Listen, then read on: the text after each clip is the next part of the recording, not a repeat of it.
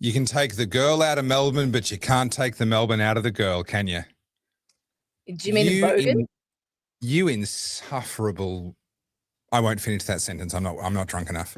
Don't wear the shiny sunnies, because we'll be able to see what tabs you've really got open on your browser. Yeah. Or my hentai porn. That's right. Well, we know why you really went to Japan. Actually, we didn't talk about that last time. Japan has a serious porn problem. I tell you, you cannot go anywhere. You cannot go anywhere. Like, forget sheltering your kids from it. This stuff is everywhere. It's one of the few things I was like, oh, okay, what happened here? And it's like tentacle porn and like weird. Yeah, it's weird. It's alien porn. Yeah. And that's, I think, how they get away with it. Is it's not like they're not taking pornographic photographs and publishing them. They're doing cartoons and sketches and fantasy situations. And nevertheless, so we had a funny situation. First night in Japan. Sorry, I'm telling my Japan stories, even though you're the one there. First night in Japan, we rock up. I'd forgotten about this. We rock up to the hotel. We're hungry. We want to go and eat. And my wife points across the road and says, "Why don't we eat there? Why don't we eat over there?" And I look and I see a very large sign advertising a late night massage parlor that did everything but explicitly tell you what really went on down there, right? And I was like, are you sure? I mean, I know we're traveling, you want to try new things. Are you sure that that's the destination you really want to go to? And she said, yeah, let's go there. I said, you mean the one that's like surrounded by the red lights, and there's like red lights. Yeah. I want to go there. And I had to do that thing where you look away and you look back with a fresh set of eyes to realize that sign was sitting there and with red lights lit up around it, pointing the way down into a basement. And then beyond that was a restaurant with a traditional set of Japanese red lanterns around its entrance. And, writing, and was obviously a restaurant. So we were both talking about exactly the same thing. Yes, where the red lights are, but we were also talking about very, very different things. And it turns out what she was actually saying was much more in line with what I would have expected. You can make that mistake, though. There's some pretty sinister places in Tokyo that you might stumble into. Weird shit. Yeah. Oh, yeah. Yeah. I went to, like I said, it's been 10 years since I've been back here, but I went to Harajuku really quickly. And by this point, G is shopped out. Let me tell you, he's not interested in going into one more department store. And so I said to him, I'm going to nick down there. And you've heard of the Nigerian touts, right? This is a fairly new thing. No. So the Yakuza, the Japanese mafia, recruit Nigerian men to be on the streets in popular tourist areas. And they're basically jovially trying to approach foreigners to persuade them to come into bars. And then they either get them super drunk or slip something in their drink. And then they bring them in under the lure of cheap alcohol. And then their bill ends up being 4 times as high. And so when the person goes to tap their card, instead of it being $20, they'll try and get 2,000 out of them. And this is a well-known scheme now. And I mean, I've heard of this, and I don't drink anyway, so I'm not going to fall for it. I was walking down Harajuku, and I don't remember it being sinister at all. I don't remember it being like that. And then all of a sudden, I see a whole bunch of Nigerian dudes, and then one looked at me, and he's like, "Come in here," like, saying his thing. And I said, "Come one step closer, you're going to have a really big problem." And he's like, "Oh, feisty." And I was like, leaving. Yeah. But Tokyo's changed a lot. It's interesting. Yeah, look, it's everywhere does change, and it was funny. So I had the night where I showed Battleground Melbourne, and then they took me to a restaurant. There was a restaurant that actually opened specially for me and the people that had organised that particular showing of Battleground Melbourne in Scramble, and we sat down and we were having this lovely dinner. It was an amazing experience in its own right. And they began to talk about how they've got a huge problem with immigration and immigrants coming into the country and what a problem it is. And I couldn't help but think that I was like, I'm the white dude sitting in this conversation here. Like, guys, I'm right here. But it was really funny to hear them talking about how terrible it is and how they're being overrun, when we know that their numbers are such a tiny fraction of what it is in Europe, in the UK, and to a lesser degree in Australia. But I guess because they were accustomed to such a high level of social hegemony, of cultural and ethnic hegemony prior to let's say the last 10 years, that even a relatively minor shift is going to be very, very noticeable. And then if some of those individuals, if some of those ethnic groups are getting caught up in organized crime, they can be directly associated in the same way that we had the Sudanese gangs, the Apex gangs and so forth in Dandenong. It means that you always notice them because your radar is up and you're like, okay, hang on, what's the situation? What's about to happen? There's a bunch of them around. They might be literally on their way home from school. It used to happen to me all the time. I lived in Dandenong. I would push the pram with my son in it to the Dandenong shopping center to do shopping during the week and so forth. And, you're always aware of your surroundings and you'd kind of be like, okay, hang on, and then you realize, no, school bag on his way back from school, you kind of go, okay, they've all got a context. And then, of course, every couple of months, someone got stabbed to death. So, you couldn't let your guard down. But it would, in a place like Japan, it would be very, very, just cash. No, genuinely, in the 4 years we lived there, I think I saw 3 bodies under sheets in the 4 years I was there. And they're just the ones I saw. Right. That's probably too many for my liking. But, I did notice. It was genuinely rough. We just jumped on really quickly to have a quick browse of the news in Melbourne, and there was another reign of terror last night. 2 African youths who had stolen a car and hijacked someone, slashed him with a meat cleaver, and then ran over this person with their own car. So, can I just say, that's a win, not a machete. Not a machete. Not a machete. Not a machete. We have noticed the word machete has been wiped from the vocabulary. No one's using machete anymore. So interesting. Meat cleaver, large knife. Now, we have 2 hours. I have approximately 27 tabs open, not including all of the tangents in my brain. So, do you want to start with some good news? Well, I think we should start with wherever this leads us, because this relates actually to what you and I were talking about just before the show, and then we'll get to the good news. Lined up, but I want it to be funny. Let me be funny. Okay. You meant to say yes, Carly. Let's start with some good news. Everybody get ready. We all have to laugh. 3, 2, 1. Happy faces. Yes, Carly, we'd love for you to be funny. Okay. All right. Now I've got to find which tab it is. No, I got it. Hang on. Is it this one? Yeah. Oh, this is going to be great. It's going to be worth the wait, everybody. Just keep waiting. All right. You ready? Just keep waiting. Happy hearts, everyone. Happy hearts. Medical episode, which has left him debilitated. Sources close to Mr. Andrews say he is still in a bad way and undergoing an intensive rehabilitation program. Mr. Andrews most recently made headlines in September last year amid a controversial visit to China that sparked debate among political figures in Australia. Yeah, so sad. Neurological condition. I guess it'll be cause unknown. We'll never know what caused that. Yeah, it could be a variety of things. I mean, it sounds like forever stroke. a mystery. It'll be forever a mystery. We will never know whether or not it was related to an experimental jab that he may or may not have pushed on millions of people. That will forever be a mystery. All I can say is old mate karma is getting pretty quick these days. Like the turnaround is quite violent. Fuck around and find out is here. So here's something fun. I'm a Christian, so I don't wish hell on anyone. I'll say that you're not allowed to say. Don't worry.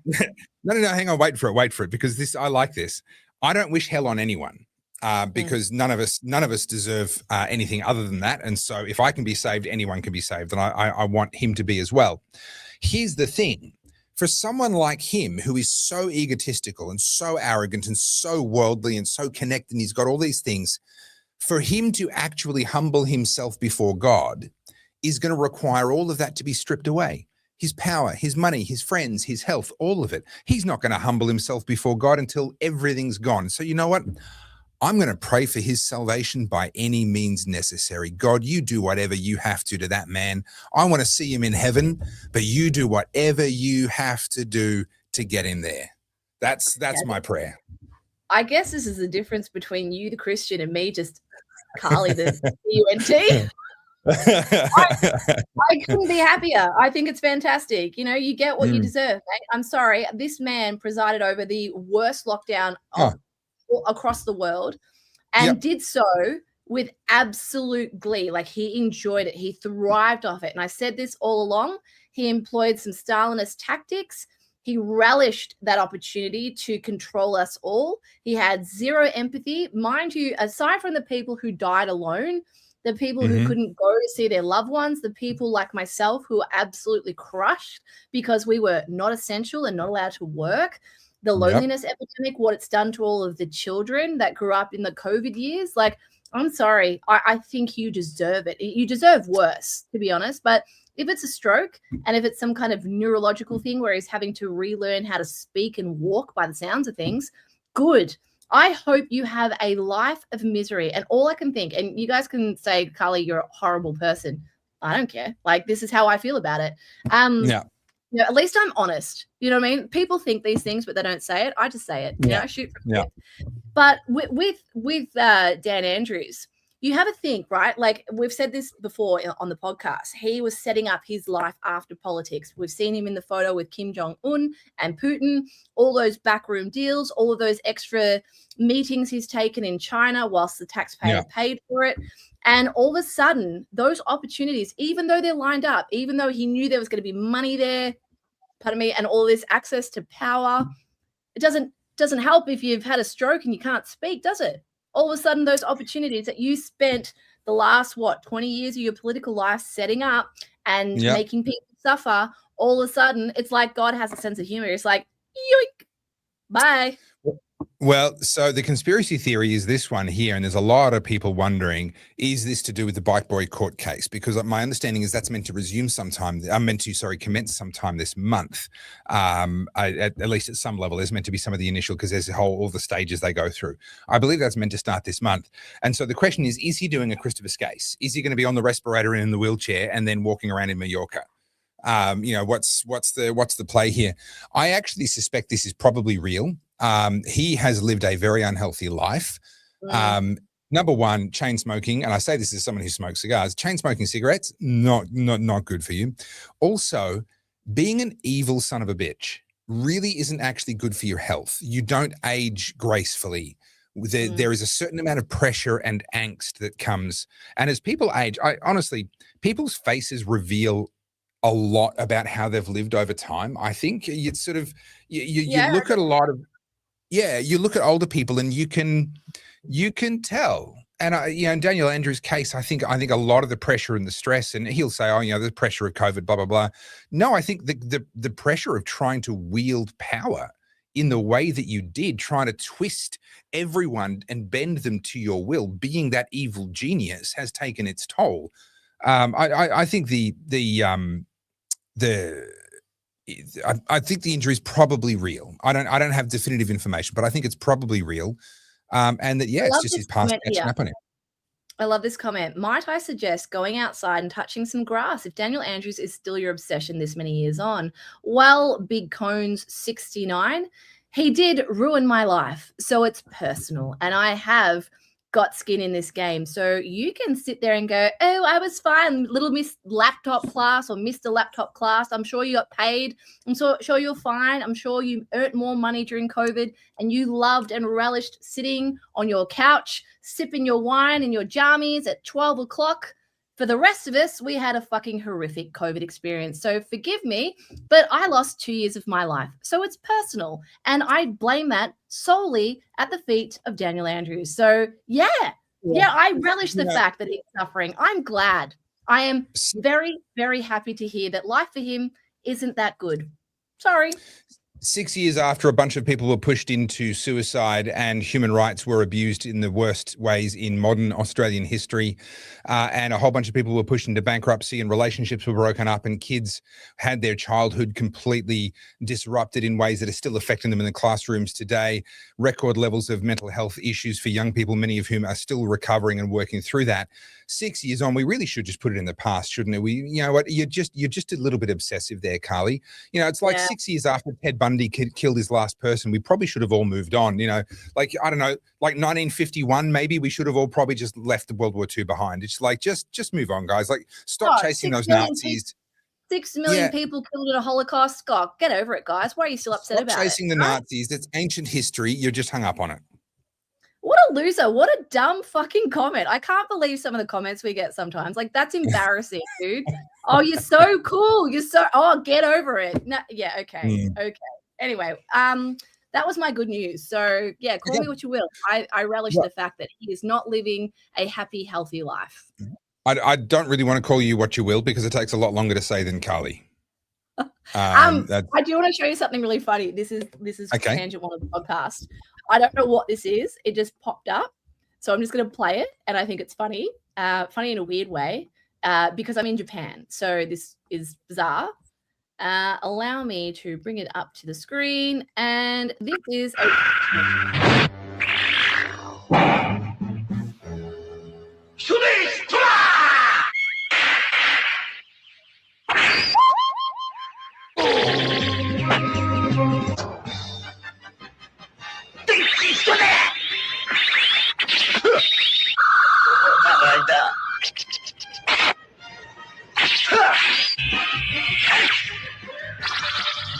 all of my brain cells have now killed themselves.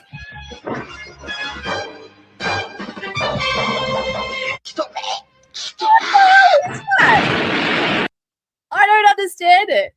Japanese do some weird shit, man, and that's just an example. Yeah, Monkey Magic is that's the show. I'm pretty sure. That is. I am not often speechless, Carly. I am not often speechless. That's you got me. I don't know what to say. I don't know Obviously, what to say. My social media knows I'm in Japan. And I'm getting the most random things. I saw that and I went, wow, okay, Starfish Hitler, as you do. Okay, so we do have a lot of stories. And let's get back to the train one. So I do have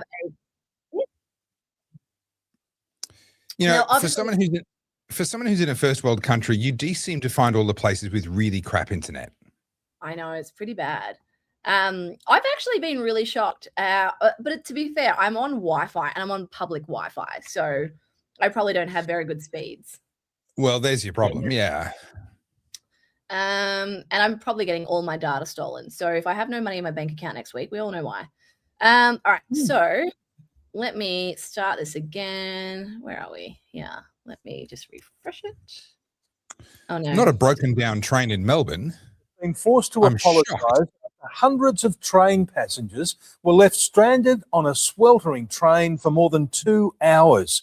They'll be offered 1 day free travel as compensation. What? The tracks in sweltering heat after being trapped aboard 2 new high-powered trains. We were told that there was, a wire issue and there was live electricity, so we couldn't actually get off the train. 600 passengers stranded in the evening peak. 2.5 hours, no air conditioning and no answers. Commuters had to take it in turns to get fresh air. If you were feeling faint, you could go up to the driver's carriage. Yesterday was a disgrace.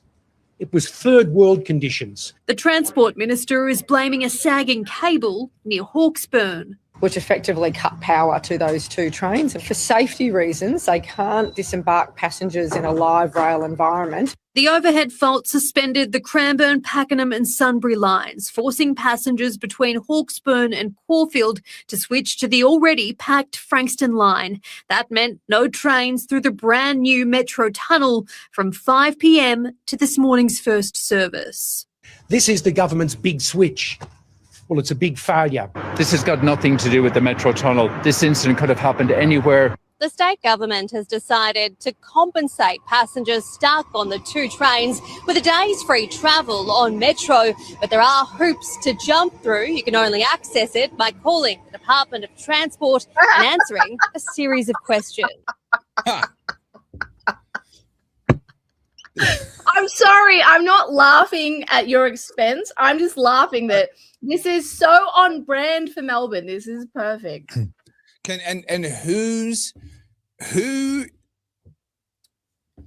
do I say this? That phone call you couldn't pay me $50 to make a phone call to the Department of Transport. Like who is saying, yes, I will do that for the sake of like a $5 or whatever it is, $10. Like, wow. Worse than that, worse than that is the time you would spend on the phone. I'm guessing that's what I mean. That's what I mean. People. Yep. You could spend 2-3 hours on hold waiting for your turn to get what? $8? $10? Yeah. Okay. Wow. Can I pick up the comment that was made in that news report though? How they're saying, this had nothing to do with the Metro Tunnel. So obviously they're trying to protect the new baby. This had nothing to do with the Metro Tunnel. This could have happened anywhere. Okay, but it shouldn't have happened anywhere.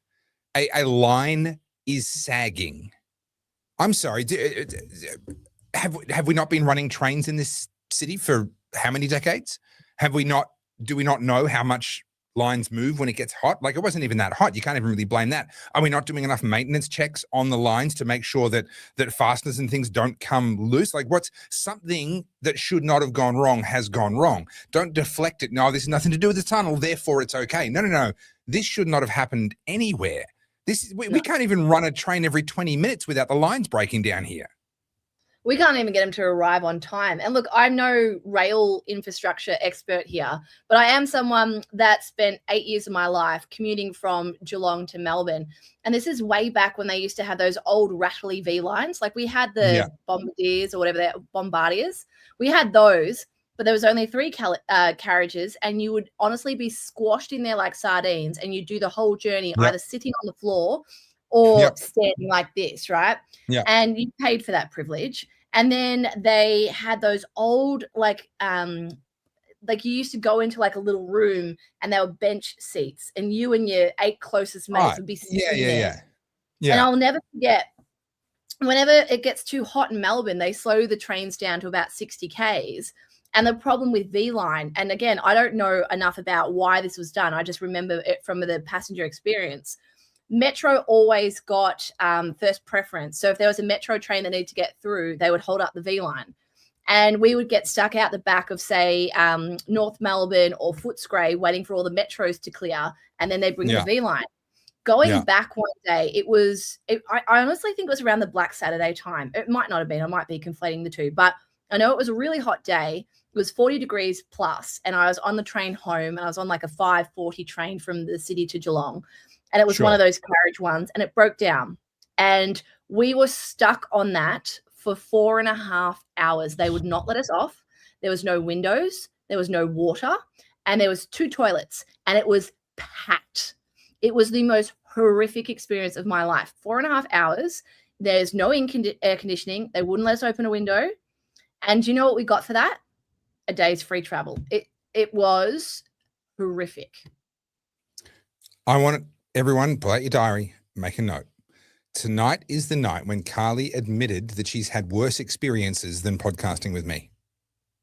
Oh, no, that was my worst experience back then. Like, I've lived a whole life since that. Oh, right. Okay. Yeah.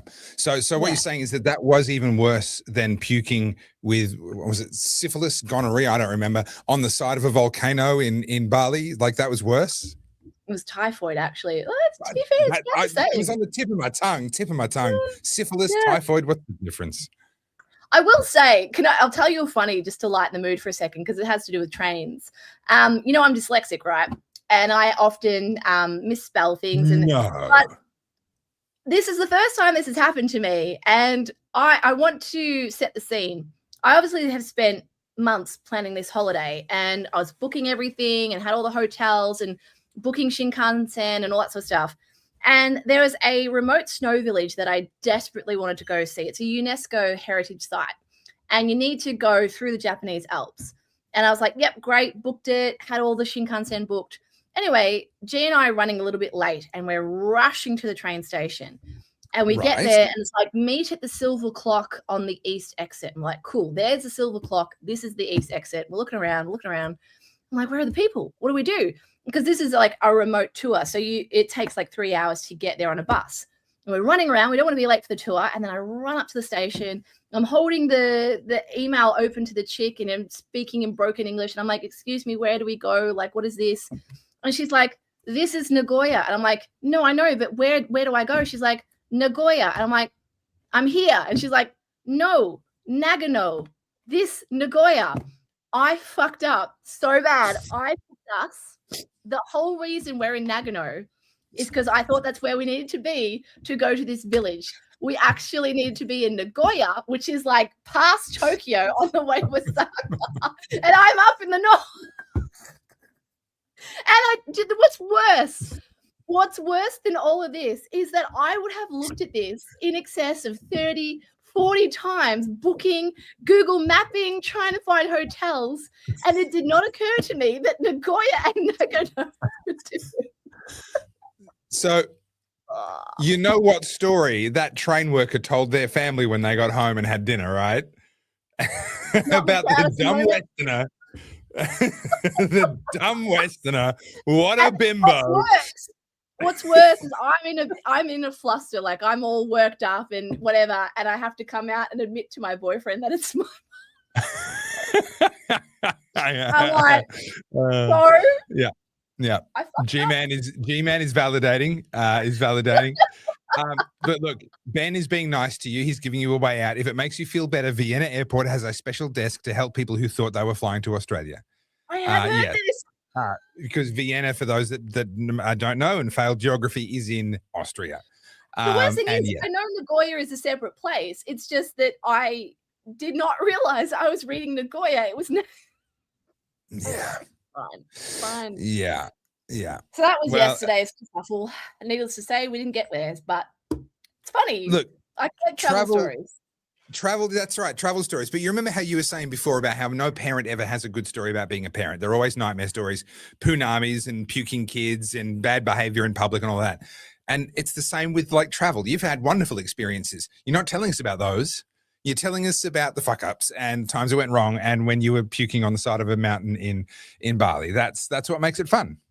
That's probably my best travel story, to be fair. That and the earthquake, they're both pretty good. It was a good travel story. Look, I got to say, the earthquake story gets a bit boring once you've been stuck under there for like 10 hours. I'm kind of like, girl, just like move the story along a little bit. Like it's just the plot is really dragging now. What about when I was in Iceland as the volcano's about to blow up? That was fun. I have a knack for being in the place at the wrong time. I really do. Oh, the right time. Have you ever seen the movie The Secret Life of Walter Mitty? Oh, I know the movie. It's got Ben Stiller, right? I haven't seen it though. The new one, the remake's got Ben Stiller. It was even the remake was still really charming. I recommend watching both. They're very different movies actually. They put a whole new kind of vibe on the new one, but it actually works. It works really well. But yes, Ben Stiller ends up longboarding down the side of an active volcano in Iceland. So all I'm saying is you've got a ways to go yet, Carly. You know, you haven't done that. No, I've done enough natural disasters. I think my quota is full. But I thought that was funny for you guys because I don't often admit that I'm wrong, but boy, was I wrong. Yes, Gobi Rail, Danny Kaye was the first one.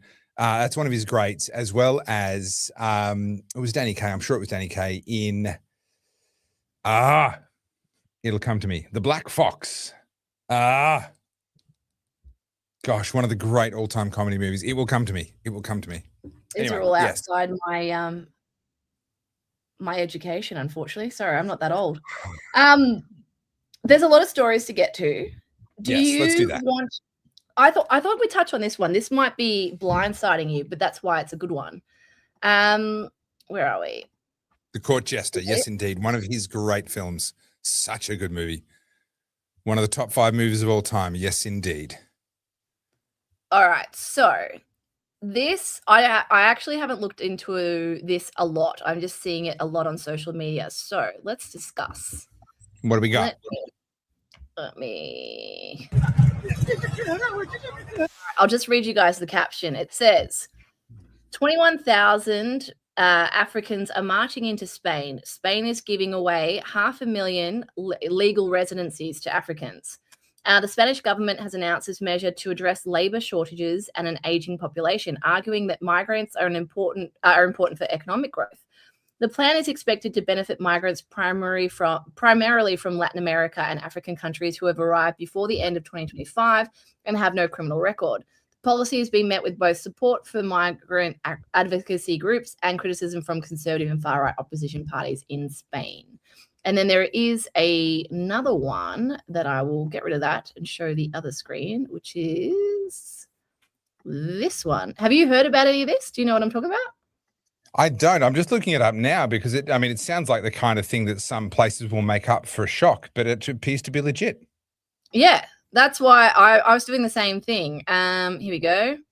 Here's another one. I will play it from the.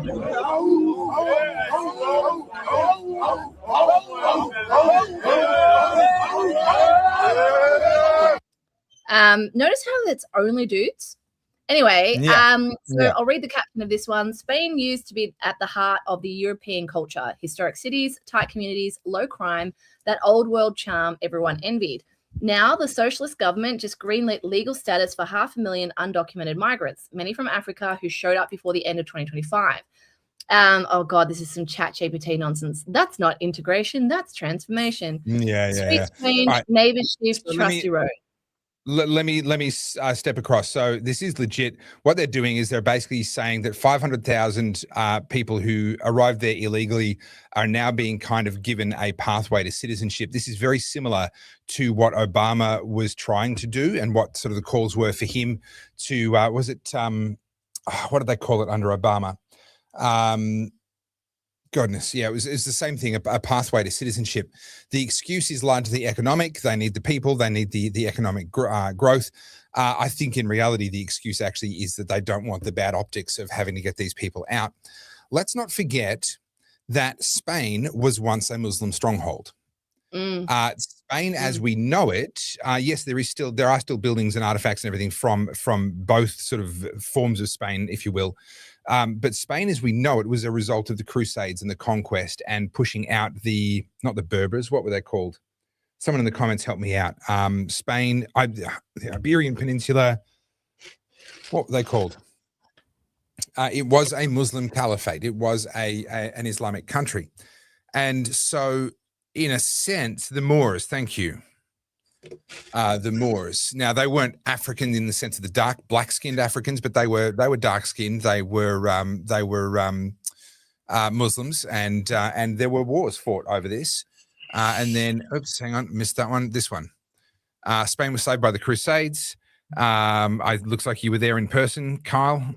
You've still got your uniform on. So in a sense, I mean, if any part of Europe was going to commit suicide, and hand themselves over, that would be Spain. That sort of makes cultural sense. Look, I really do think at this point, with all the socialism and all of the progressive governments that are now in power, like everyone's like, we've got to stop this. Do we though? Because I just want to point this out from a more macro perspective, right? Zoom out a little bit. History is deep and long, and there are so many different eras where people were invaded and there were battles won and the baddies won, and then they were overthrown and new people took over. Like, this is just history doing what history does. If Spain wants to go down that road of progressivism and socialism and import migrants, they're going to do it, and that's going to be a chapter in a history book. Expecting that, like, because we're somewhat more cultured now or more educated, that we're going to stagnate and everything's going to stay the same. That's just not how humans are. And you wouldn't get all the prosperous good years if you didn't go through some turmoil. I'm not saying I want turmoil. I'm saying that, that's actually what supercharges growth. So, you can lament that, we're losing everything, but we lost a lot of stuff. There's a reason why some of the old seven wonders of the world are gone. Like, no one could see the old hanging baskets of Babylon. The hanging gardens. Yeah. Hanging out, things fade, things fall, things crumble, people invade. It's unfortunately it's going to happen. Sometimes we get to witness it. This is a really important point. You can't save everyone. No, this is a really, really, really hard truth. And the people have been mad at me because I've been very public about the fact that if push comes to shove, I will leave Australia. Right? I don't want to. I've got a lot of fight in me, and even if I left Australia, I'd keep fighting. But if push comes to shove, I will leave Australia for the sake of my kids, for the sake of giving them a chance at a better life than the one that that Australia is giving to itself. And I wasn't that way until Venezuela. I told you all the story. Yes, have a drink. I'm not going to repeat the story. I've told you that story 1,000 times. But the bottom line is, if a country or a civilization or a culture has gone into such decline that it's going to destroy itself, understand there was no peasant, no matter how awake they were, that was going to save Rome from collapse. There was no one was going to single-handedly stop the Black Plague, no matter how much you might have wished that you could.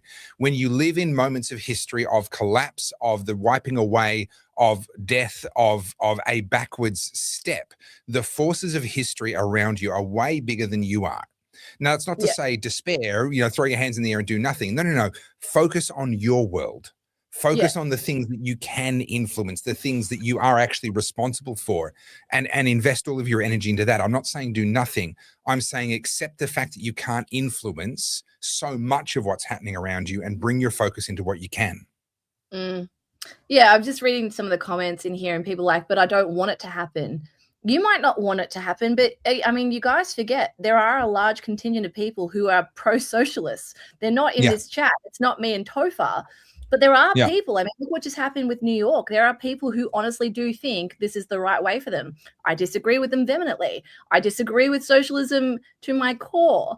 But unfortunately, like, people don't like learning from history. People don't want to think that, they could be like their ancestors that fell for the same thing. And they need to figure it out the hard way. I mean, a whole lot of this too is like, the best example I can give for this, like, it's a bit of an analogy, but people who are trying to stop a rock from falling down a mountain.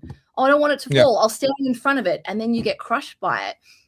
People who criticize you saying, oh, you might leave or whatnot, or all the people who are sort of, becoming digital nomads or moving to Dubai or wherever they're going. They're like, oh, you're going to a Muslim city. Yeah, one that has no income tax, one that supports expats and wants you to bring your lucrative business there.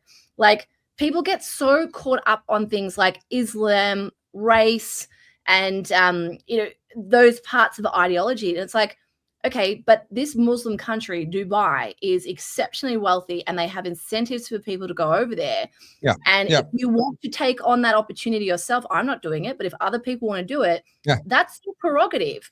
Just because they're Muslim doesn't mean that all of their their government's laws and all of their incentives are evil. You're saying that because you see that in Afghanistan, you see that in Iran, you see it in Iraq.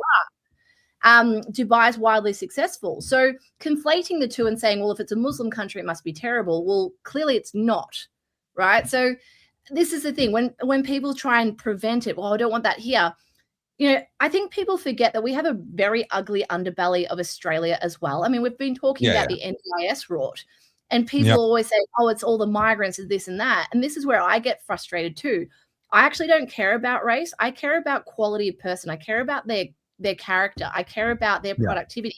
And there is a big contingent of white Australians, if you want to call them that, who are bogans, who do live on the dole, who don't contribute. We have those people too.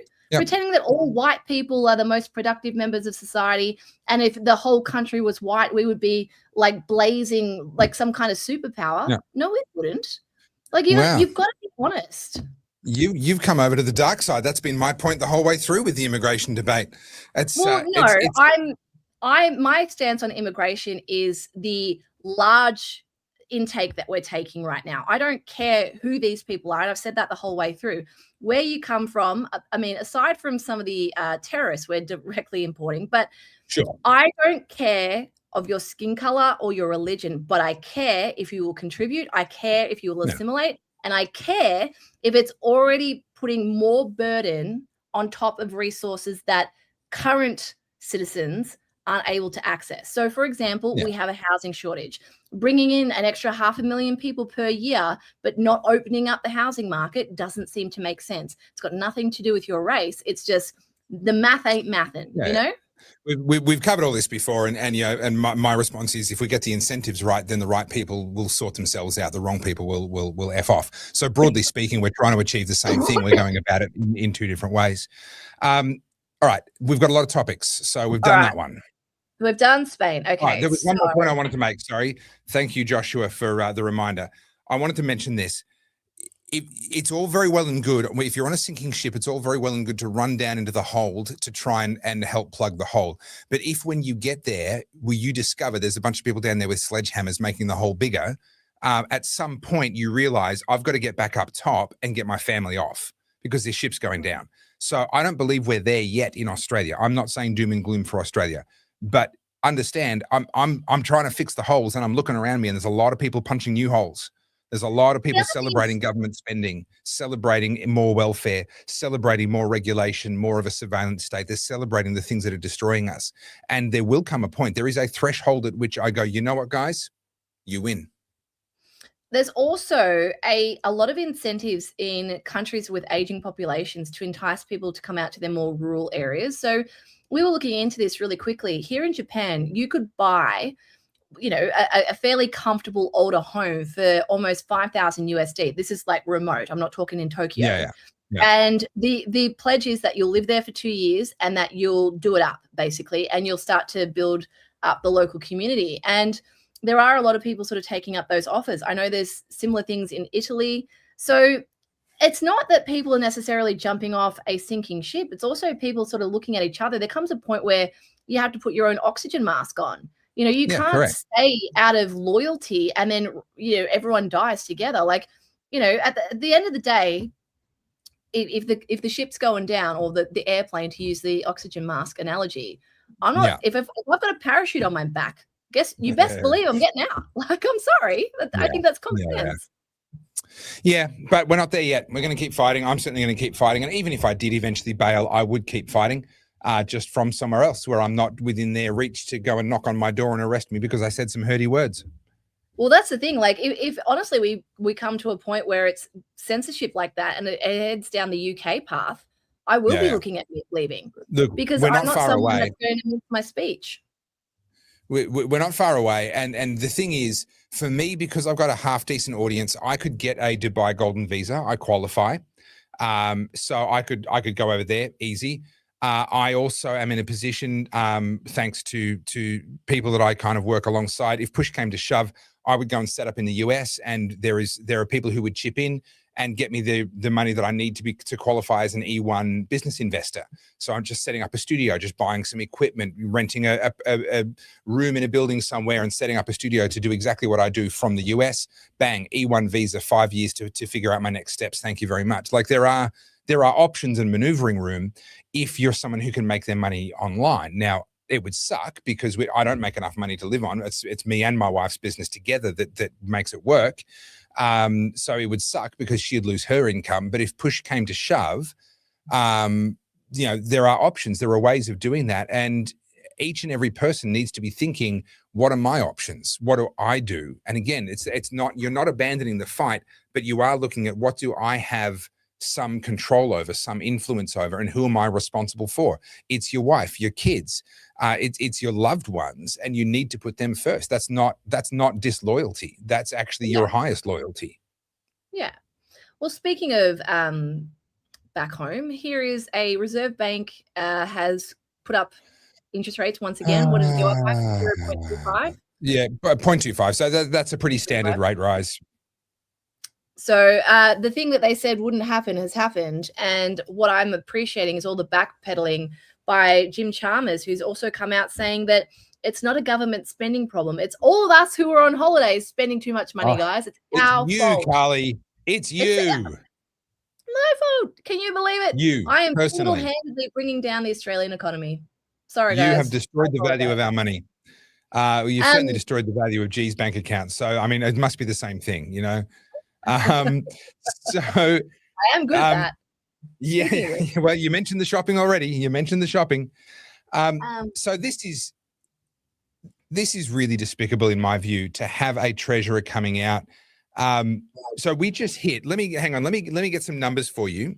I'm thinking about whether I do a video on this or not. I'm debating, but let me just grab some numbers here because I didn't realize it was this bad. So the government in 2025 took in $750 billion in tax receipts. Yeah. $750 billion in tax receipts, but couldn't balance that budget. They needed to borrow more. Now, if you combine all three levels of government, federal, state, and all of the local councils together, they spend over $1 trillion in Australia. We have an economy that is, I beg your pardon, we have an economy that is $1.8 trillion. So all of the levels of government combined make up, what's that, 55, 60, whatever it is, 60% of our GDP, of the private sector. This is insane. Like how anybody, I don't care how socialist left you are, how anybody can sit there and say, yes, $1 trillion of government spending at all levels makes perfect sense when your entire economy, your entire private sector is only worth 1.8 trillion a year. That's madness.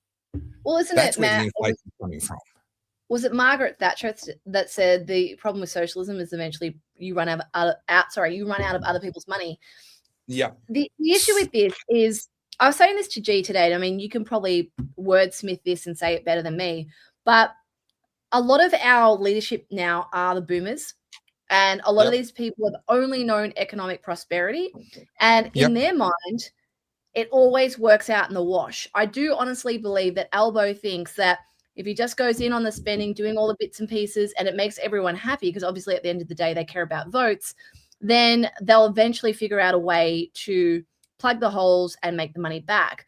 The issue is, it's like a snowball, right? Like it just keeps rolling and rolling. And this is something I learned the hard way in business. You keep waiting for that windfall. You're like, no, if I just keep going another month, it'll come. It'll come. We'll get there. And I think what they're doing now, like Jim Chalmers is like, we'll just squeeze here a little bit more and pull that lever and go. And then you get to a point where there's nothing left to squeeze. There's no more levers to pull. And people, just to bring it back to the people leaving Australia and the whole wealth migration issue. You're seeing that in the UK. You're seeing it in a lot of countries. This is something that socialists fail to understand. I mean, I think it's common sense. I think this is just logic. But those with means and those with real wealth, they accumulated it because they know how to protect it. Wealth isn't income. This is what people don't understand. It's not a paycheck. People who have genuine wealth have got there because they've been able to grow and compound their assets. So if you have that kind of means, you're able to make decisions well before it comes to the point of Zohan Mamdani saying, oh, I'm going to tax the billionaires. You've already moved. You've already got everything sorted. And so, you know, you're seeing this in California. They're talking about this massive billionaire tax that they want to bring in. Those Silicon Valley people, all of the billionaires, they're long gone. Their money is already offshore. So you can't act, and I'm not saying that these people shouldn't be paying tax either, but they are paying tax. They're paying their fair share. Elon Musk is the biggest taxpayer. The IRS couldn't even to do the math of what he owed. They had to invent a new system, right? So the socialists, this is what I love about socialists, and we're going to get on to Billie Eilish in a second, is they see someone with means and they go, well, you have all of that and I have none of it, so I deserve some of it. And sure, you can implement all of these laws, but these people have the means to maneuver and get away from that. And the only people you hurt are the people who are actually funding your lifestyle, so the middle class. And what happens if you push the middle class further and further into the mud, then all of your privileges start to dry up too. And can I just give a really good analogy? Sorry, I'm on a roll. Yeah. And I'm not trying to attack people in the Discord. I just want to point out something, because this is Socialist Mindset 101, right? So you guys know we have the Oddcast Discord. If you want to join it, the link is in the descriptions of the videos. And it's free to join the general chat. But if you want to join the members group, it's $15. Much like you pay $15 to Netflix or whatever. If you stop paying the $15, it's cheap compared to $60 a month for my OnlyFans. Like that's dirt cheap. Oh, geez. Look, I started at $70 and no one bought. So I'm trying to find my price. Okay, so $15 gets you access to all of the members chat. If you pay $15, you get access for a month. If you don't pay $15, you don't continue getting access. Now, we have had a few people who said, oh, but I was an OG Oddie and I paid my 1 month. And why am I no longer in the members chat? Well, you paid for that month. You didn't pay for this month. Oh, but that's not fair. I'm an OG Oddie. Well, what do you mean it's not fair? Everyone in there is currently paying $15. You're not paying $15. Do you believe you should have access to what they're paying for just because you watched our videos in the early years? And I'm not saying this to attack people. I'm literally pointing out this is what socialism is. These people have access to something that I want, but I'm not willing to spend the money that they're spending to have the access to that. That's exactly the same mindset. And you don't have, if you can't afford it, that's fine. I'm not just talking about our Discord. I mean, life in general. If there are things that are unavailable to you, I'll give you another analogy. I'd love a Bugatti, or in the words of Andrew Tate, a Bugatti, right? I look at Bugattis all the time. I follow Bugatti pages on Instagram. I don't deserve a Bugatti just because I like their stuff. They're not going to give me a free Bugatti. I have to pay to get one. And just because a bunch of people have them and I really want one doesn't mean that those people should give it to me. This is the thing about socialism that drives me crazy. You see other people who have, you don't know their story, how they got it, or the context of what they got. But because they have it and you don't, you want access to it. And this is the level of thinking we've gotten to, and people don't realize the privilege to be able to think like that in the first place. You are in such a comfortable position that you're able to look at other people and go, well, wow, they've got a bigger house than me. They've got a nicer car than me. They've got a better wardrobe than me. I want what they're having. They get that stuff. I don't get it. I want it. And it's... Can we get back to the topic at hand, which is the increase in interest rates because of an increase in inflation? So inflation's bumped up to, I think it's 3.8%. It's meant to be being kept below between 2 and 3%. Real inflation's running at least double the official inflation. I've gone through that before. Ever since I think it was 1984, they changed how they calculate it, and now it's all manipulated. I'm firmly of the view that actual inflation, as you and I experience it, is running somewhere north of 7% at the moment. However, it's all about who you know, Carly, because whilst there might be a interest rate rise for schmucks like you and me, did you know that the green energy industry is actually getting a interest rate cut? Isn't that nice? Now, it's nice to have things in high places.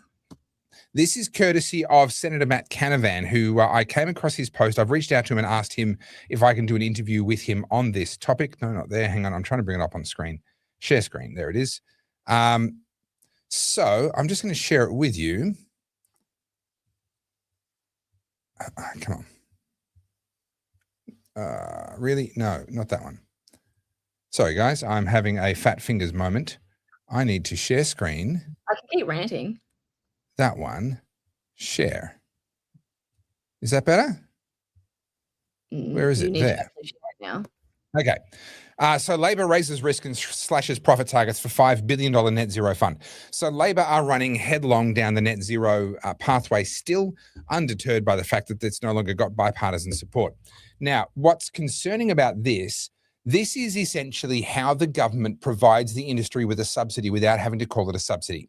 We have a fund, and it's a commercial fund. We get commercial returns, yes, but those returns are well below what the market actually would charge. So an interest rate, if I wanted to do a wind farm and I walked into a bank and said I want commercial funding for this, they would assess the risk and give me an interest rate. And whatever that interest rate is, the market interest rate. The government is saying we're going to offer them funding for well below that interest rate. Now, where this gets really insidious is the government is broke. It has no money. So essentially what it's saying is we are going to issue bonds. We're going to go deeper into debt in order to then fund these projects. So I come along with a $10 billion wind farm project. The government sells another $10 billion worth of bonds. What's the bond rate? Well, it turns out the bond rate is more than the interest rate being charged to the renewable energy companies. What does that mean in practice? It means that taxpayers are funding the difference between those two. Right. So the government bond rate is, say, 4.5%. That's what the government has to pay for the bonds for people having, bought the $10 billion worth of bonds. But they're only going to receive 3.5% from the green energy company, and taxpayers foot the difference. This is one of the many, many ways where they have designed the system. This is entirely intentional in my view. They've designed the system to subsidize these industries without actually having to put a subsidy down on paper. They don't have to say, well, this is the budget for the renewable energy subsidies. No. We don't have subsidies. We have a green energy fund, but it amounts to the same thing. Australia's going to find out the hard way. I mean, it gets to a point where, I was looking at the figures before, this interest rate rise will hit people by somewhere between $50 to $150 on your mortgage, depending where you sit. And that's not necessarily going to break the bank, but that's alongside all your utilities going up. We just had a petrol excise increase. and I don't know if we confirmed, was it alcohol and tobacco as well? I didn't actually look. I didn't go back and look. They do go up regularly, but I didn't actually look. Yeah. And then we were promised, what was it, $256 off our electricity bill. My electricity bill, I think, for the year has actually gone up by almost $1,000. Last I looked, rents are going up because of the government scheme, the 5%. All of a sudden, it's more people into the market, which has driven prices up.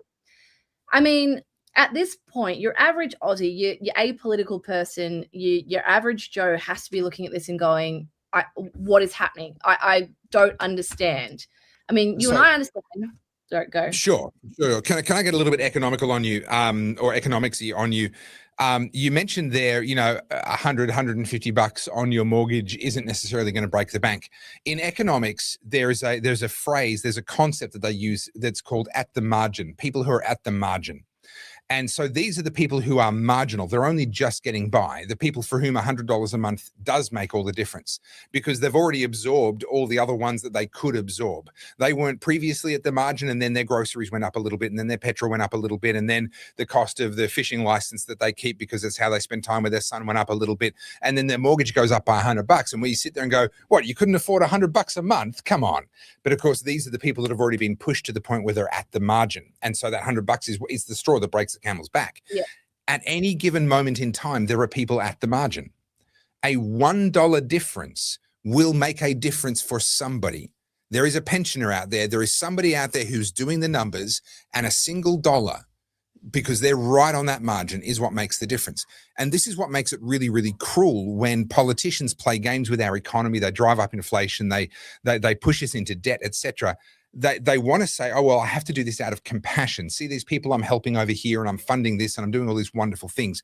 What they're completely ignoring is that every single time they add to our cost of living, whoever was at the margin is now underwater.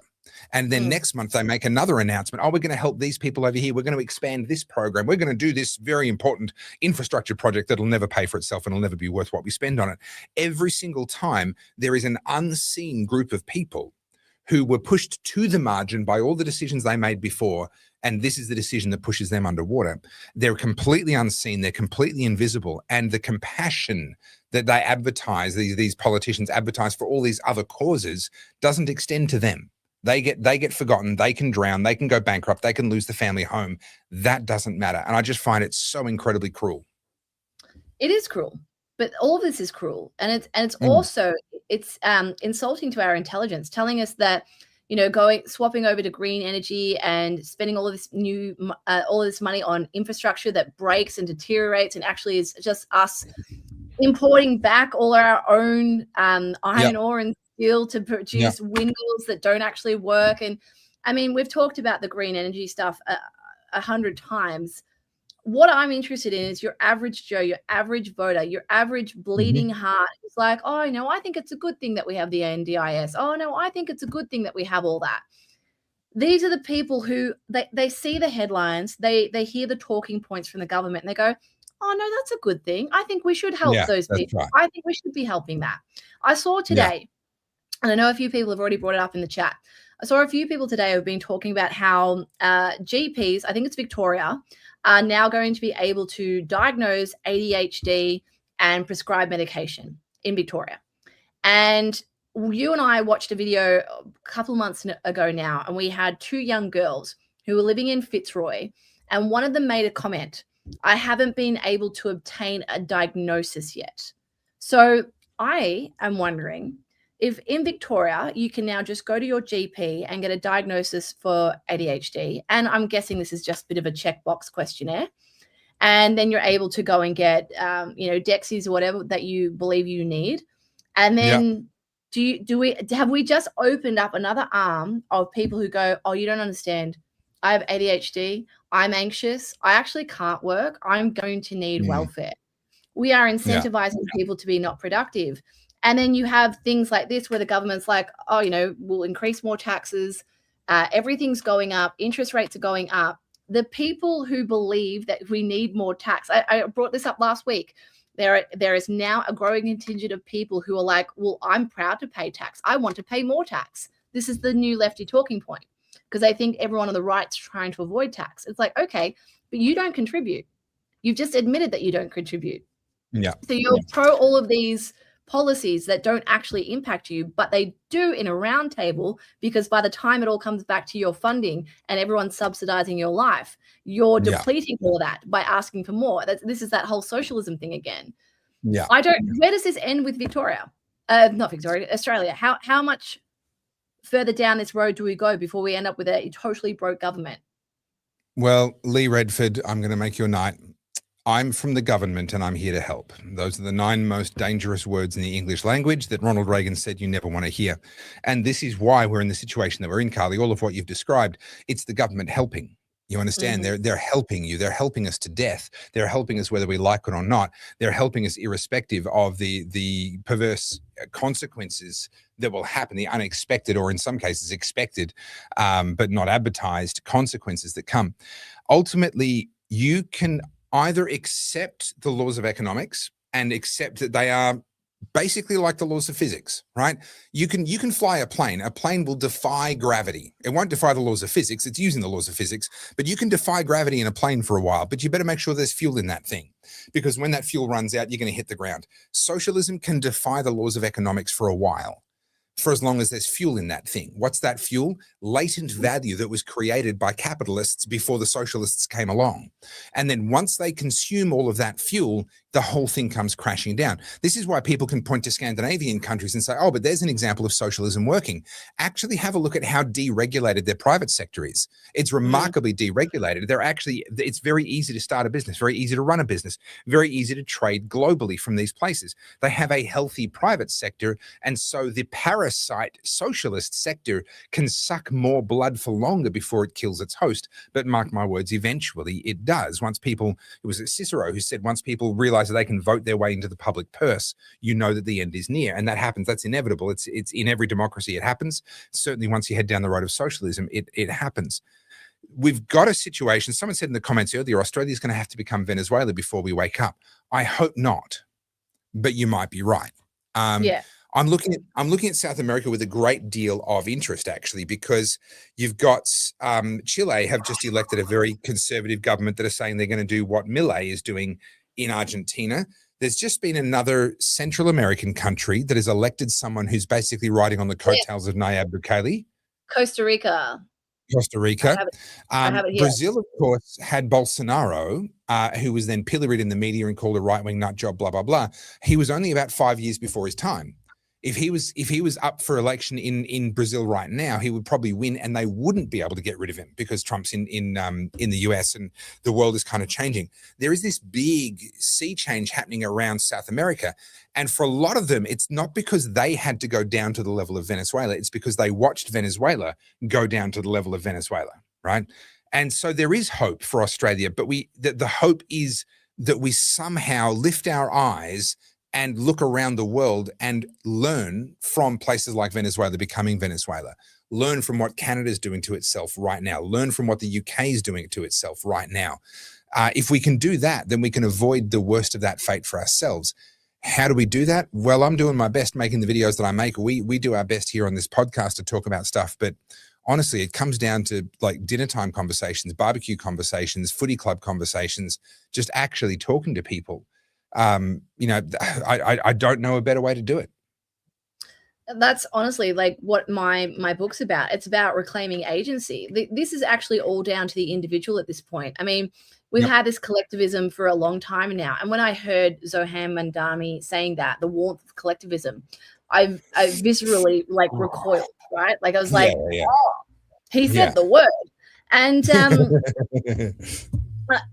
I mean, we've said this 100 times, but it's because we're so comfortable that seeing people whinge about things that, even their grandparents didn't have access to. And now that's a slight on them, and needing the government to come in and solve the problems. I don't want to be cynical, but I actually think Australia has a long way to fall still. I really do. The reason I say that is when you go and look at the comments on anything around millionaires and billionaires, particularly like on Channel 7, Channel 9, Channel 10, and you see Aussies complaining, like go on a punter's politics reel, and when he's talking about the housing crisis, and he directs everything around like capital gains, and it's the rich people, and very deliberately is obtuse and avoids certain parts of the conversation. When you read the comments from your average Aussie in there, and he's getting a really big platform now, so it's a pretty good source of like checking the temperature of the Australian public. All the young people honestly believe that socialism is the way. Like not all, obviously not all. A cohort, there is a strong contingent who really think this is the way we need to go. I don't know how you fix that without them getting a taste. So I've talked about this. I actually did a video on this just the other day, and then we touched on it in a previous Oddcast. All children are socialists. Like we were all Karl Marx when we were young, demanding from our parents, from each according to his ability and to each, as a child, according to our needs. No, I understand that. One of the great flaws of our success, and you touched on it before. We haven't experienced hard times. One of the consequences of that is that people are able to stay childish for longer. And they're able to carry those childish ideas deeper into their adulthood, but it doesn't last forever. We talked last week, I think it was, about the poll that showed how well One Nation are doing right now, and it gave the demographic breakdown of their support across the generations. Now, if I can find that, I think I've just skipped over it. There it is.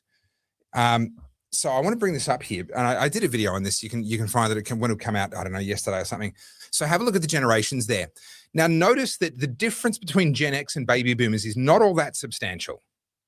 Okay, definitely a bit more Greens, bit less Liberal, same amount of One Nation, few more independents, pretty much exactly the same amount of Labor. All right, the difference between Gen X and boomers is not all that great. You know what? You know how big the difference between Gen X and boomers was when Gen X were teenagers and in their 20s? It was massive. It was huge. And I remember before I was old enough to vote, people were talking about people older than me, the tail end of Gen X. And I was saying, oh, these guys are the future. The conservatives are going to die out with the whatever it was, the World War II, veterans. It's all going to die out. And the future is green. The future is left. The future is Labor. And you can see it because all of Gen X are voting left. Well, have a look at them now. Right, that clearly didn't stick. It didn't hold. Now, what happened, of course, was Gen X got out into the real world, and real life kicked the shit out of their socialist ideals. You have to grow up at some point, or about 80 to 90% of the population grows up at some point. The rest get government jobs and work in academia and stay forever young. So millennials are partway through that process. But what we've done with our long university degrees and the amount of welfare and easy money that's available now is we've made it easier for people to stay a child for longer until they're older. And so it takes a bit longer for that transition to happen. But that transition is happening. These guys are already voting less for the Greens than they used to. They're voting more for One Nation than they used to. Gen Z are not going to stay 26% Greens as they age. Real life is going to kick their heads in, and they're going to go, oh, those socialist ideals don't work so well now that I'm not a child. So don't despair. That graph does not mean that the future belongs to the left. If it did, then the future would already belong to the left because it would be Gen X that would have delivered it to them. I understand what you're saying there, but I also think there is a strong contingent of people who are so cynical and so frustrated. Like, I mean, I'll give it to you as a millennial myself. I've just turned 40. I don't own a house, and I've got 20 years left of my working career. I'm now looking at my future going, it's do or die now. There's no longer risk taking. I mean, this is all part of growing up anyway, but part of this is also going, okay, these are the cards I've been dealt. This is what's in front of me right now. What decisions can I make to future-proof my my career and also help me to get ahead? It's no longer about just trying to keep your head above water anymore, which is like what you kind of do in your 20s. You live paycheck to paycheck. But now it's getting harder and harder to get ahead. I think the average Aussie income, like household income, needs to be over 200,000 to be able to sustain a middle class like existence as we know it. That's just insane. That's insane. So, like sort of looking at that going, the average house deposit now is what, $150,000? And crazy. the problem that G and I both have is we're self-employed, so we're going to need. Do you know what I mean? Like, so you start looking at these numbers, and you start adding everything up and looking at it all on a balance sheet. I don't know how many. Like, let me know in the chat how many of you guys actually run a household budget. I mean, like a spreadsheet, and you actually check it, not just like, oh, I think I've got money in the bank. When you start looking at that, you go, shit, you know. And I think your average Aussie is also in that same boat at the moment. Like, you know, this isn't talking about spending money on Netflix and buying yourself stuff at the shop. This is like once you put all of your household expenses in there, you realize our income is shrinking and fast. And all of this doom and gloom coming from Chalmers and the like. This is why people become fascinated by socialism, because that's the position they're in. Now, you and I can sit here and argue about why economically it's not like it's socialism won't solve it. But when you're in that mindset of I'm sinking, my head's not above the water. Oh, no, that's right. Yeah. Someone throws you a lifeline, you're going to take it. Absolutely. Yeah. Absolutely. Actually, I was about to go down a segue that I've gone down before. We've got too many topics tonight for too many segues. All right, so let's do this one because it's kind of sort of on par with what we're talking about. This is Billie Eilish. For those who aren't familiar, she is a singer. She is a Gen Z, and she is a multi-millionaire. I think last time I checked, her net worth was in excess of 50 to 60 US million, right? A lot of money.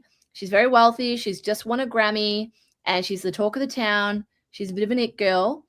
And she firstly came on my radar for her billionaire speech.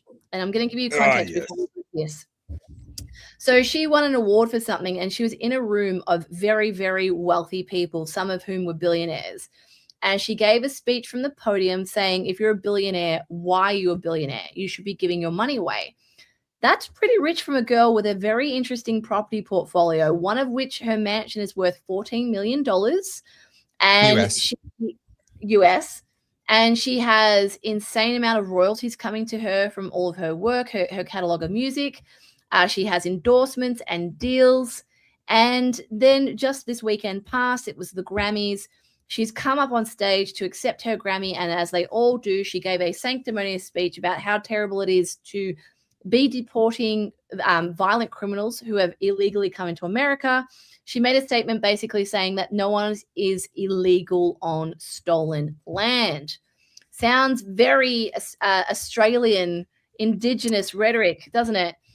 And the funny thing about this, the funny thing about this is she herself has a $14 million mansion on indigenous land. She doesn't know who those landowners are, and she certainly has not given them an invitation into her mansion. Okay, so this is so good. This is brilliant.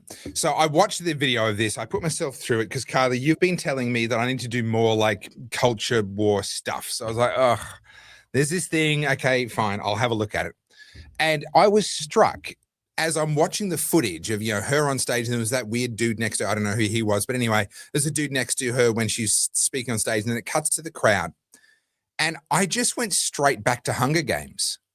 Yeah. I just sat there and went, the outfits, the costumes, the glamour, the glitz, the completely delusional worldviews on display. This is Hunger Games right now. Like we're watching this. And I remember when I first saw the Hunger Games and it was just too over the top. I couldn't swallow. I couldn't deal with that. Now I'm like, oh, actually, no, that's actually, okay, fair enough. I can kind of come around that now. But here she is saying there's no one is illegal on stolen land. Okay. It's multiple issues there. Either no one is illegal and therefore it's completely fine for us to just stop calling it stolen land, because what's the point? If no one's illegal on this land, then let's just shut up about the land, shall we? And just get on with being on the land. Or if you're going to be illegal but say that they're not, well, hang on. No, everyone should be illegal. Everyone just get off the land. right? Just give it back to those people, find their descendants, give the whole lot back. There is no room for a middle ground in that statement. It's a very absolute statement. No one is illegal on stolen land. So the statement itself is incoherent in the sense that her behavior is incoherent in the sense that she lives on it. So there is that hypocrisy, but it goes a lot deeper than that, because you've also got the issue that the land wasn't stolen. The land was conquered, right? The land was conquered. Now, there's a difference between theft and conquering. It's not a particularly wide one. I get why people sort of struggle with the difference, but fundamentally, wars were fought, battles were fought, the stronger people won. Now, that's a tragedy, but it's also all of history. So if we're going to characterize conquered land as stolen land, well, now we've got to unravel all of history and we were talking about Spain before and the Moors, right? How are we going to unravel all of that? How are we going to unravel the Middle East? How are we going to unravel anywhere, England? If we're going to call every single war a theft. But there also becomes the issue, and this is where I think people get really, really mad at me, the issue of what's called homesteading. So there has been a principle while the world was being explored, and even since then, more recently, there's a principle that says if you take land that is not being put to productive use and you put it to productive use and no one says you can't, then after a certain number of years, the land's yours, right? You're the one that's actually working it, right?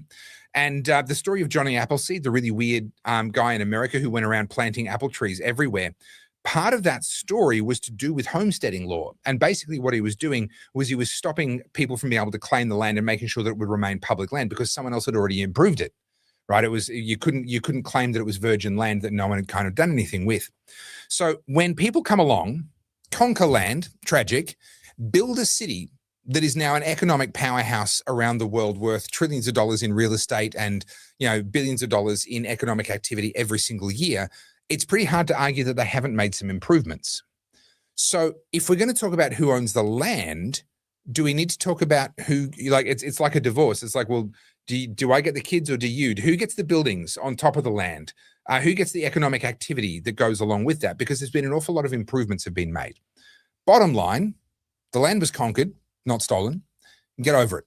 There was a war. Some people lost that war. Those people should be treated with respect and dignity and equality before the law and all of those things. But no, it's not their land to claim. Where this gets fun for me, and I did this in a video that'll come out, I think, tomorrow, is that I linked it back to the hypocrisy that we saw when Ron DeSantis flew 50 Venezuelan migrants to Martha's Vineyard. Do you remember that? Yep. Couple of years ago. Possibly not in my 25-bedroom mansion. So, Martha's Vineyard is a very rich holiday island off the coast of New York State, or off the coast of, is it Massachusetts? No, anyway, whichever state that is. And, the Obamas have a holiday home there, and all the rich and famous have a holiday home there. There's about 20,000 permanent residents and a whole host of very wealthy holiday homes. So 50 migrants arrive and throws a population of 20,000 people into an absolute tizzy. They have to get social services to bring beds to a local basketball court, I think it was, that they used in the end. Excuse me, there's 50 of them. This is 0.25% of your permanent population, and half that if you count all the other available beds and bedrooms in all of the holiday homes. You couldn't find 50 beds in actual bedrooms. You couldn't find 50 rooms with king-size beds and en suites. I'm pretty sure you could. You just didn't want to.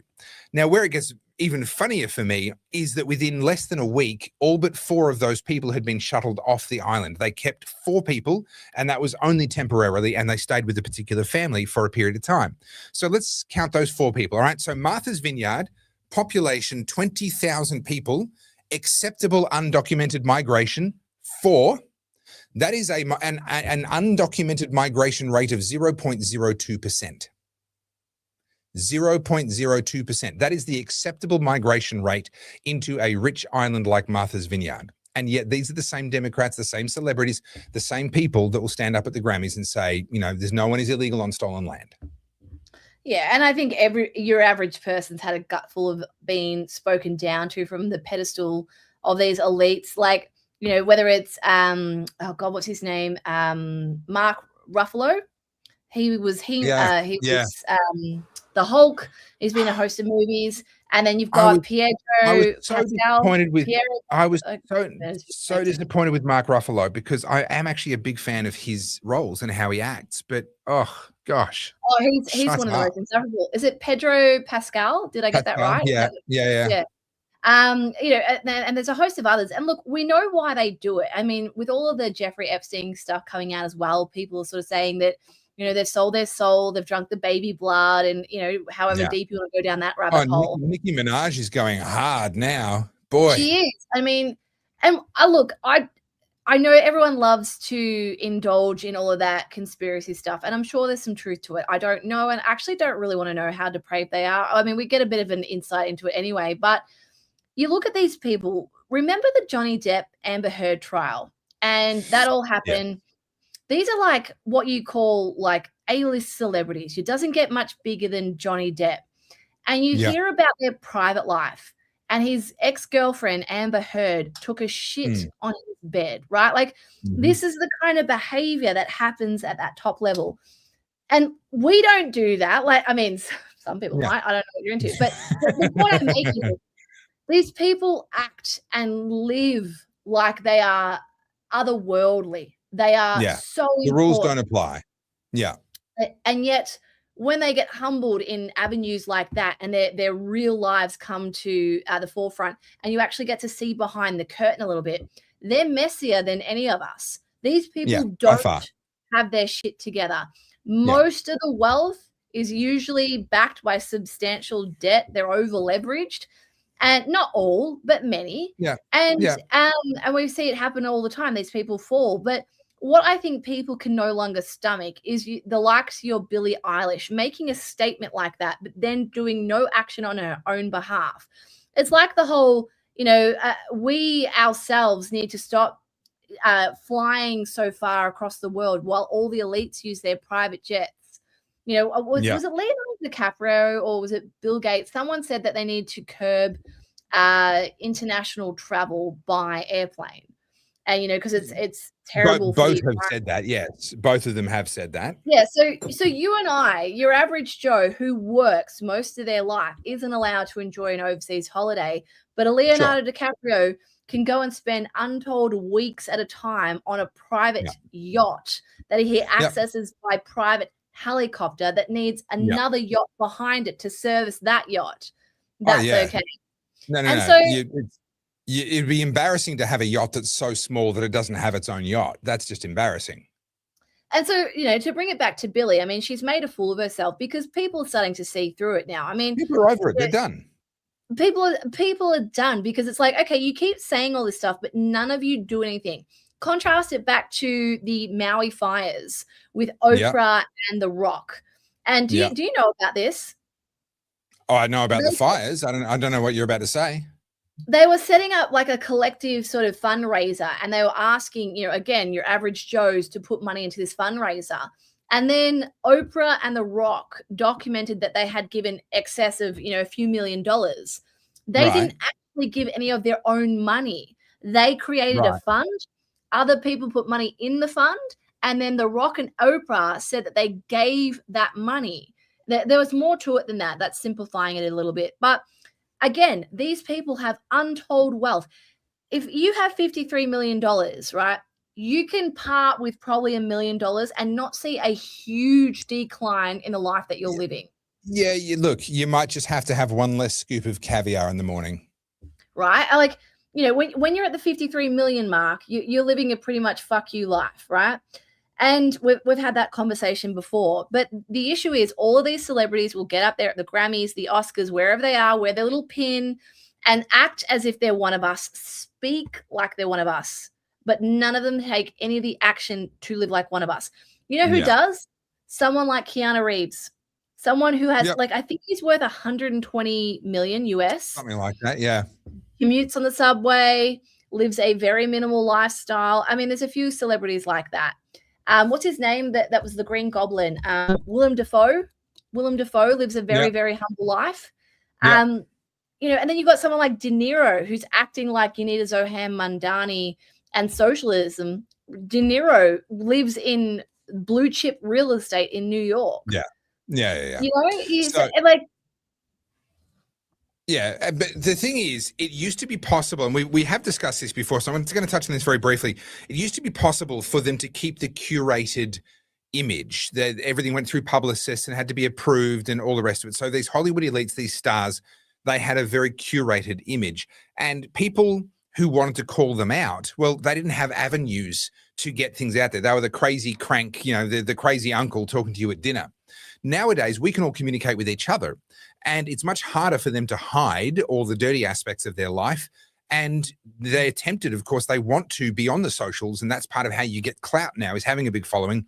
So they reveal more of their lives to us. And in the process, they sometimes reveal just how out of touch they are and how real they are and how pathetic they are in so many different ways. So the glamour is gone. The age of glamour is gone, because the age of glamour was actually based on mystery. It was based on how much we didn't get to see. And that's gone. That's dead. And it's never coming back. So we live in a world now where we actually get to see behind the curtain with all of these people. Yeah. We know that there's a difference between a Keanu Reeves and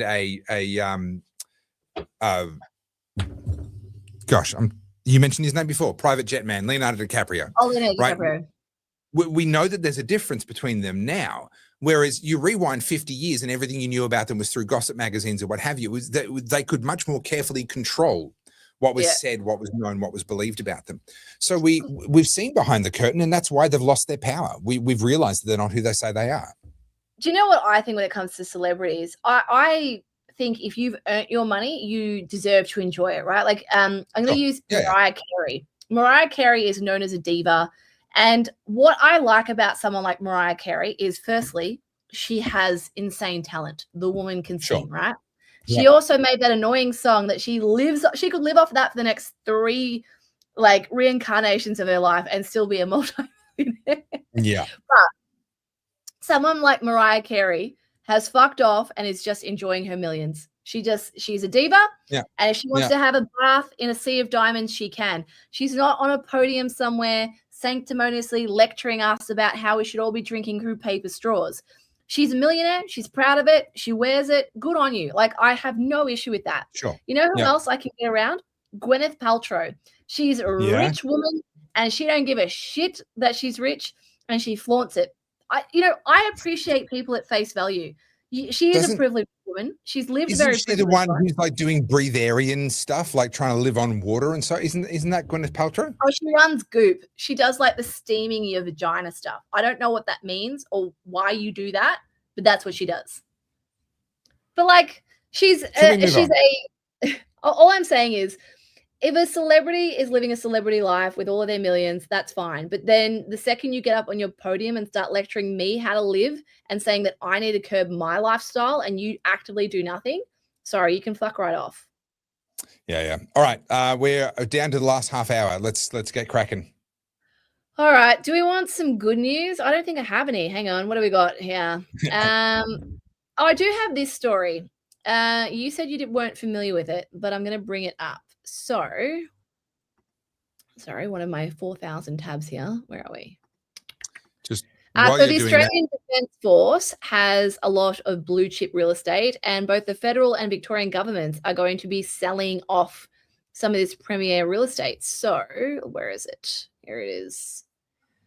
And sorry, so many bloody tabs open. Here we go. Right. I will start it again. It makes no sense. It's estimated the sale will recoup around $1.8 billion to be reinvested into the Defence Force. Sorry, I'll play it from the start. Dozens of sites, including some of the most iconic in Australia's defence community, are to be offloaded. Defence has announced it will embark on a selling spree, putting 67 historic sites on the market right across the country.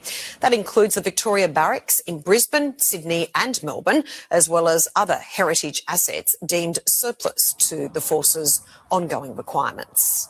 The most significant reform to Australia's defence estate in our nation's history. So what say you about this? So I've got no issue with a rotation of land. You know, they put these barracks on the outskirts of towns and what have you, and then obviously time has changed. towns have expanded, technology has changed, needs have changed. I've got no issue with them selling the land that they've got and acquiring new land elsewhere to achieve different purposes. What concerns me is that our entire defence force is a shambles, and we are not ready to defend this country. We are barely up to a standard, and I don't say this to insult the individual soldiers, but as an organisation, in terms of the equipment, the staffing levels, the logistical capability, we are barely capable of a standalone humanitarian effort. We can really only go into where the Americans also are. Places like Solomon Islands, places like East Timor, etc., were a real stretch for Australia to be able to go in there without the umbrella of the US covering us. So my main concern would be, what capability are we now losing? I've got no issue with them. That land is going to be worth a fortune. Go for it. I'm not a big one for, preserving heritage buildings, blah, blah, blah. But if they want to put some overlays on it so those buildings get protected and then developers can do whatever they want with the rest of the block, fine. Do whatever you want. Recoup that money, put it back into the budget. Lord knows we need it. But what are we doing about the fact that this country is not ready to defend itself, and let alone be a player on the global stage? Yeah, I told you a little while ago about that YouTube channel that we stumbled upon, and it was basically this young kid who was showcasing like top-end military equipment, and we're watching it. And I was like, I just looked over at G. I'm like, this is US propaganda. This has to be like Pete Hegseth has planted this kid and is showing you all this like really cool aviation backdoor stuff, and they were going into like a jet, and he went in an F-18, I think, and I was looking at it, I was like, actually, the more I think about it, this is genius. This is the best recruitment drive I've seen from the US in a really long time, because they make it look cool as hell. And I was sitting there going, like, imagine that. Imagine being on that massive aircraft carrier. Imagine being able to fly in one of those planes. And yet here in Australia, we don't make the military look cool anymore. We make it look woke, basically, and there to support.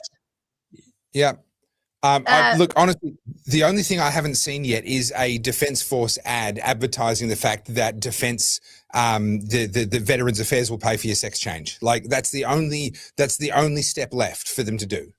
Remember that from the Biden era, though. I mean, we had Rachel Levine, who was an admiral, who was a man representing himself as a woman. We had a whole host of people who had their military photos with like a dog mask on and like a collar, all this sort of weird kink stuff. And they released an ad during the Biden era that was all about welcoming, LGBT people. And all I could think of at the time is, I want to know that if we're going to war with China, Russia, Iran, North Korea, that the soldiers behind the tank and the weaponry can fire a good shot. Like that's what I want in my soldier. Can they do the job? They've been given the right equipment. That they've been given the right equipment. If Australia operates on a philosophy of smaller numbers, of better trained, purely volunteer, no conscription, and well equipped. And, I love the Steyr. So the Steyr is the type of assault rifle that the Australian Army uses. And yes, assault rifle, not assault weapon. That's a fictional political term. An assault rifle is a medium caliber, detachable magazine, select fire carbine, or a rifled barrel. That's what militaries use. I really liked it. The reality is that the use of the 5.56 millimeter round came out of Vietnam and jungle warfare. Korea, Vietnam, engagement ranges tended to be very, very short. You needed to carry more rounds. And what mattered was that you were able to sustain a given rate of fire for a longer period of time, humping it through the jungle, and you were engaging at point blank range. If you hit somebody, you hit somebody. The size of the bullet wasn't that important. Warfare has evolved now with reconnaissance, with electronics, with all of the drones, etc. Engagement ranges are now much longer. Plus, we've been in Afghanistan and Iraq. We're engaging at ranges sometimes over a kilometre, but regularly out over 300 to 500 to 600 metres. A 5.56 millimetre round just doesn't cut it anymore. The US military have moved to something else. They've moved to something bigger. Wasn't a 6.8, but it was something bigger. It was smaller than a 7.62. but something bigger. And now we're getting to the point that the actual scopes are incredible. Bullets can be actually guided by the scopes, not for your everyday grunt on the ground, but for your special forces. This is the kind of equipment they went into Venezuela with when they grabbed Nicolas Maduro, with crazy stuff where the scope actually integrates with off-board drones, etc. So you can see through the scope. It can actually tag you. Yeah. It can tag for you where the target is. And then you can actually, so long as the target is within your scope area, you can just tell it that one, pull the trigger, and the bullet will do the rest of the work for you. Now, again, that's not for your average grunt on the ground, but for your special forces, that stuff now exists. So our military, our men on the ground, I've no questions about their courage, their physical fitness, all the rest of it. Do they have the right equipment? And then these days, you can't just have a good infantry or just have a good air force or just have a good navy. It's about the integration of them with each other, the interoperability, the ability to share real-time battlefield intelligence. That stuff we are lagging way behind on. Now, we're not behind on everything. We've got some unmanned aerial drone stuff going on. I'm not going to try and remember the names of them, but we've got some local manufacturing, some domestic manufacturing of that. And we've invested into essentially smart mines, which are like basically they sit there as listening devices on the bottom of, let's say, the Malacca Strait. And when a ship that has the right acoustic signature goes past, it'll go and destroy that, but it'll leave everything else alone. So we do have a couple of tricks up our sleeve. There's a few things that we've invested in that I think were smart. But by and large, someone made the comment in the comments that morale is terrible in the military. People are leaving. People are just doing their time, getting out, getting their retirement. The same is true in many of our police forces. It wouldn't surprise me if that were true in the military. Why would you defend a country when, as a culture, we're telling you that it's not worth defending? Yeah, or that you can't celebrate that you're Australian. You can't even hold the flag up. That's apparently racist. Yeah. It's interesting, right? Having been independent for a really long time and, single woman, all that sort of stuff, and then realizing how much more productive you can be when you have someone who supports you by your side. Contrast that to the military, right? Or just any of our public service, whether it's the Victorian Police, whether it's our AMBOs, it's our fireys. When you have support around you, think about how unstoppable you become. And I'm conflating the two issues because I'm like, okay, on an individual level, there's only so much I can do. When I have someone around me who supports me, who can help me where I fall short, or can help me stay motivated and push me and pick up when I'm dropping the ball or whatever, you go, oh wow, okay, life feels a little bit more achievable. If you had that same support around your fireys, which they don't have in Victoria at the moment, we've seen all that with the CFA. You don't have that around our police force. I don't know much about, say, New South Wales or Queensland, but I know how bad and how dire it is in the Victorian police force. Same with our AMBOs. They're not supported. And now, like, our military is the same thing. You've got people in the US, for example, who are protesting federal ICE agents because they're some kind of Gestapo. These people are doing their job, and they've got people who are making their lives harder, putting them into positions where they have to make bad choices. Everything that these progressive left governments are doing is to make you look at those people who put their lives on the line, the first responders, the people whose job it is to protect us and to defend us, much like a personal relationship. You are making them the bad guys. Think about the rhetoric around toxic masculinity. All of that requires masculine attributes. All of those things, when it's going into war, when it's facing proper combat, you need a man who's strong, who can go in there and be stoic and make decisions that aren't emotional. We are demonizing all of that. Everything that has unfolded in Australia particularly has been about demonizing all of those attributes that you need for those positions. And instead, we've put people in at the top level who are emotion focused. Oh, we care about trans rights. We care about LGBT. What about the people who are on the front line whose job it is to go out there and put their own lives on the line, whether it is a police force, a fiery, or someone in the military? So this comment here from Arthur and Fenchurch. The incompetence is probably the biggest issue for why people are leaving, can't make an appointment correctly. I saw this firsthand. I refer to my time in the Army Reserve as my time seeing behind the curtain. It's what actually turned me from a conservative into heading down the path of becoming a libertarian. And I don't have some illustrious military history. I'm not trying to impress anyone, but let me tell you what the process was. I had to get through recruitment. That was a bit of a saga, but fine, whatever. I was in an era, this is late 90s. They were doing the first ever direct entry from civilian directly into 2 Commando, which is a reserve commando unit down in Williamstown. And I was part of that first cohort. So I get my uniform and I show up to parade there for the very first time, having no idea what I'm doing. And they have no record that I exist. They're like, who are you? We don't know what's going on. If they get on the phone, eventually they figure out that basically someone had sent through the paperwork to them, and then they had replied and said, we have no capacity to train someone who is direct from civilian. We need them to already be a qualified infantry soldier. And then no one had actually picked up that thread and fed that back to me or to anybody else. So here we were showing up to parade where we were told on our instructions at 2 Commando, and they're like, who are you? So I have to go off to 56 RVR, which is a proper infantry battalion. Our D company, for those that want to know, we've used to parade at what's on your barracks before they put the freeway through. And so I went to D company 56 RVR to parade and become an infantryman. Now, I was told that I would go to recruit course. This was a period of time where regs and reserves did the same recruit course at Kapuka. So I was going to do my recruit course. It was only 7 weeks long back then, really intense, but only 7 weeks. Then they booked me to go straight to Singleton near Sydney to do my IETs, my infantry training. So I would come out 6 months of training, qualified infantry soldier, having done the exact same process as a reg. Then I would be required to parade for a year at 56 RVR, and then I'd be allowed to transfer over to 2 Commando. From there, it was going to take me about 2 years to get through all my commando qualifications. And from there, I was hoping I would deploy once and I would forever be able to say, hey, I was a Green Beret, I was a commando.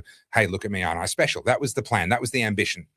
So I get to recruit course. I get injured. I get sent home. I go back to finish recruit course. They forgot to book me into Singleton at the end of the second recruit course. They didn't do that paperwork. So now I come back to the unit. Oh, instead of doing all your IETs, your infantry training in a couple of months full-time at Singleton, now you have to do it part-time with the unit. It's going to take 1 year. Great. It's not ideal, but okay, fine. I'll push my plans back. We get most of the way through that year. I'm not making this up. They come out one night, we're on parade on a Tuesday night. They come out and say, we're really sorry, guys. We've lost the training records for the entire unit. Everyone that doesn't already have your full infantry qualifications, you have to start again. I would have said get draft. Well, yeah, I was pretty close, but I went, okay, no, I'll stay the course. I'll do it again. We get most of the way through a second time, and they come out and they say, we're changing from a 3-module training system to a 2-module training system. The entire Victorian Reserves are being switched over, and there is no recognition of prior learning. You're all back to zero and starting again. This is the second time I've been reset back to zero. I got through about another 6 months and realized I started meeting guys that were in 2 Commando. I started meeting guys that were coming back from various conflicts, and I began to see the amount of injuries they had either from combat or just from training. And I kind of went, you know what, if I'm going to have to do all of this, it's going to be 3 years before I even get into 2 Commando. And then who knows how many years of training at 2 Commando. If they're as bad as this, I'll be in there for 6 years before I get my quals. I'll be injured who knows how many times, blah, blah, blah, blow this for a joke. And I left. So I was in for only about 3 years, which you can do as a reservist. And it was so disillusioning. It was so discouraging, so demoralizing. And this is when I talk to guys that are in there now, they say, yeah, that's still what it's like on the inside, even as a reg. That wasn't just a unique reservist experience. That's what it's like. That's how you get treated. That's how you get dicked around. No wonder people don't want to stay. Look, I actually don't have a lot of insight into the military at all. But like when I hear levels of incompetence like that, all I can think of is like, you have people who want to go in and take on these roles, whether it is a police officer serving in the military, Air Force, whatever. And then you have that layer of bureaucracy, the people who do all the paper pushing, right? Who make everyone's life harder. I mean, at the end of the day, these people sit in their offices, not to say that they don't do a good job or work hard, but you've got people who are ready to go and put themselves on the line, who want to do this. And then you have the admin staff who make life hell for everyone. I mean, isn't that the same everywhere? Isn't that every business? Isn't that every big company, every big government? These people who are in the middle who make a mess of everything, but think they're the most important. So there's the theory that I'm sure you would have heard that half of the work is done by the square root of the total number of people. So in a team of 9 people, 3 people do half of the work. Well, that's not too bad. 3 people do half the work, 6 people do the other half. In a team of 100 people, 10 people do half the work, and 90 people do the other half of the work. Then as you grow, being the square root, there's kind of an exponential aspect there. And you'll end up with an organization like the military where there's 1,000 people. Well, not even, because we don't have 1 million in the military. But, there's hundreds of people doing all the work, or doing half of the work for 10,000s of people. And the same is true in large corporates, et cetera. And this is something of it's almost like a natural law. It seems to be very, very difficult to avoid. The only way to avoid it is to segment down to very small teams. And this is, for example, what the special forces do. And it varies around the world, but most special forces seem to be of the view that a 4-person team is the ideal. That's when you can actually have true accountability, true teamwork, true contact between the members, and everyone's actually pulling their weight. Once you start to get beyond that point, it begins to break down a little bit, and this dynamic kicks in where the square root of the total number of people are doing 50% of the work. When you put that in military terms, that gets really, really scary. Yeah, and the other thing is too, I mean, you've demoralized young men. Why would they put themselves through that for, to be treated the way they are? But you know what I'm interested in? I've been hearing a lot about how Japan is no longer being a pacifist, right? They're starting to do more defense spending. They've got a very conservative prime minister now. They're starting to look at China, and they're saying that basically if China makes a play for Taiwan, Japan will get involved. Obviously, that's our northern neighbors. I start to worry, if the Pacific's starting to warm up again, it's hard not to think that there won't be another world war in a few years' time, given how everything is sort of reaching boiling point with Trump and Iran and Venezuela and then China and Russia. When you have your military and your front, I was going to say frontline workers, not your frontline workers, your first responders who are so demoralized, do you think, should there be a drive that people would voluntarily turn up, or do you think we'll have to have a conscription? If Australia was under threat, people would turn up. I have no doubt about that. People would turn up in very, very large numbers. They would be shocked by the shambles that they found themselves in. But let's be honest, the same thing happened in World War II and so forth. War is an ugly business and never well organized. I actually don't think that a war is going to start in the next 3 years while Trump is still in the White House. Not a proper world war, I don't think. Trump is too scary for them. He's too unpredictable. And he showed with Iran when he just went out and had the B-2 bombers just drop the bombs and destroy a bunch of their nuclear facilities. Every single world leader goes, that could have been my house, right? It's literally just change the coordinates. That's the mission would have been exactly the same. Bombed Putin, bombed Xi Jinping, bombed anybody that he wanted, and other countries can't do that in return. This is the thing. People are kind of like, China's rising, blah blah blah. Yes, that's true. China is rising as a regional power, no question. The ability to project power, that's an entirely different thing, short of just firing nuclear weapons, right? Short of that, there's countries that have got nuclear weapons, they can fire nuclear weapons. No one else has a surgeon's blade that can that can nick and can blow up a single building on the other side of the planet, and then that plane flies all the way home again. What he did with the arrest of Nicolas Maduro, that's not something he can do on the other side of the world, but within his regional power distance, which Venezuela is well and truly within, he can drop some of the craziest technology, scariest dudes with absolute complete dominance over an enemy, a conventional enemy force, where supposedly, so we're hearing from people who claim to be guards and have been there, hundreds of casualties on the Venezuelan side, 0 casualties on the American side, all American objectives achieved with complete surgical precision. Nobody else can do that. Now, the other thing, it's getting close to wind-up time when my TV goes to sleep. The other thing that people don't take into account is what we saw when the Ukraine war started. When Russia invaded Ukraine, what we witnessed was the disconnect between how strong Putin thought his forces were and how strong they actually were. That's why they went in with such confidence. The column that was striking out for Kyiv, the special forces that went into the airport, they were supposed to get relieved within 2 days by this column of tanks heading down to Kyiv. They ran out of petrol, they ran out of diesel due to just dumb logistical errors, but they also had terrible, terrible problems because the vehicles were not maintained, parts had not been replaced, and their staffing levels was not nearly what clearly the commanders and the planners thought that they were. Why did all that happen? Well, it's the structure. The way the Russian military is structured is that all of the pay and all of the money for all of the maintenance and the parts and the ammunition and the training and the recruits and the payroll filters its way down through the command structure. It's not a separate department that pays in from the side. The money actually comes down through the command structure. So if you have 1,000 troops, you get the payroll to pay 1,000 troops. So if you only have 800 troops, why wouldn't you say you had 1,000 troops? Why wouldn't you sit there and cook the figures a little bit? When you get a new set of tires to put onto, to replace the aging tires on your vehicles, why wouldn't you just say that you've replaced the aging tires, but actually you're going to sell the brand new ones to Belarus or to Georgia or to Armenia or these other countries that use the exact same military hardware that what you have, and you get to pocket that money. All you're doing is leaving old tires on there. When you get ammunition and rockets and so forth for training, why don't you just tick the box to say that you've done the training and sell the ammunition into Africa? And this is a real thing. It's happening. It's endemic. It gets worse, though, because being an officer now is lucrative. And the higher up the chain of command you go, the more money flows through your hands, the more money you can make as an officer in the Russian military. Getting a promotion becomes a financial decision.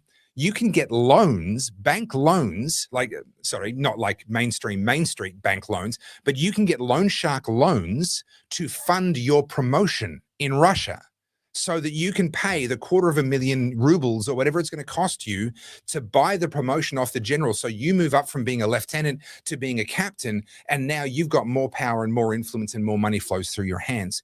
The thing that people haven't understood yet is that the Chinese military runs exactly the same way, and they have exactly the same problems. We saw it on full display when the Ukraine war broke out. We watched the Russian military fall abjectly short in their logistics, in their planning, and in their maintenance and their force strength. They fell so far short of everyone's expectations. The same exact dynamics are at play in the Chinese military. They have exactly the same problem. The nepotism, the favoritism, and the money, people buying their promotions and then feathering their own nests. It is endemic. It is enormous.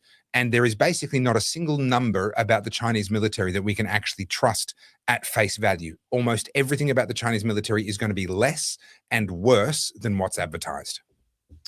Yeah, and look, like I said, after having watched some US propaganda YouTube, you see some of these systems, and obviously they're only showing you what they want you to see.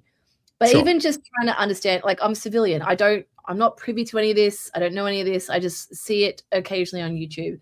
And I look at it and I go, yeah, man, I wouldn't want to piss the US off, especially with a Trump at the helm. You know what I mean? That's right. Someone like a Biden was never going to make that decision. And I mean, if Kamala Harris had been in the presidency, I think we'd already be at war.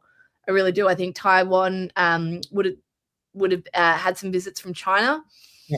Yeah, it's interesting. I don't know. Like, I don't want to hedge everything on Trump because I'm going to say something. Maybe we can finish with this. I'm really heavily invested in what's happening in Iran, and hearing that estimates of 43,000, 50,000 civilians murdered, slaughtered by their own government, knowing what I know about Khamenei, hearing about Khamenei's son amassing a $100 million portfolio, including a Mayfair property, things like this. Yeah. Trump said help is on the way. Now, I'm not saying I want regime change. I'm not saying I'm expecting Trump to go in there and, like, I don't know, start carpet bombing. But what the fuck is happening with Iran, and why is it taking so long? I mean, these people are begging for intervention. These people have put their blood on the line. I mean, the thing that really gets me about this is for 2 years, our CBD in Melbourne and CBDs across the world have been held to ransom by the pro-Palestinian cause. And now you have 43,000 people estimated slaughtered in a week or two. Nothing's happening. This is a country that's desperate for regime change. And further to that, we've now seen what the Taliban's doing to women in Afghanistan. And that's after 20 years of the US intervention, and then it's just crumbled into an absolute fucking shit heap. Like, as someone, like, I'm not a human rights advocate. I'm not a social justice warrior, but I am someone that looks at what's going on in Iran, and hearing Trump saying help is on the way.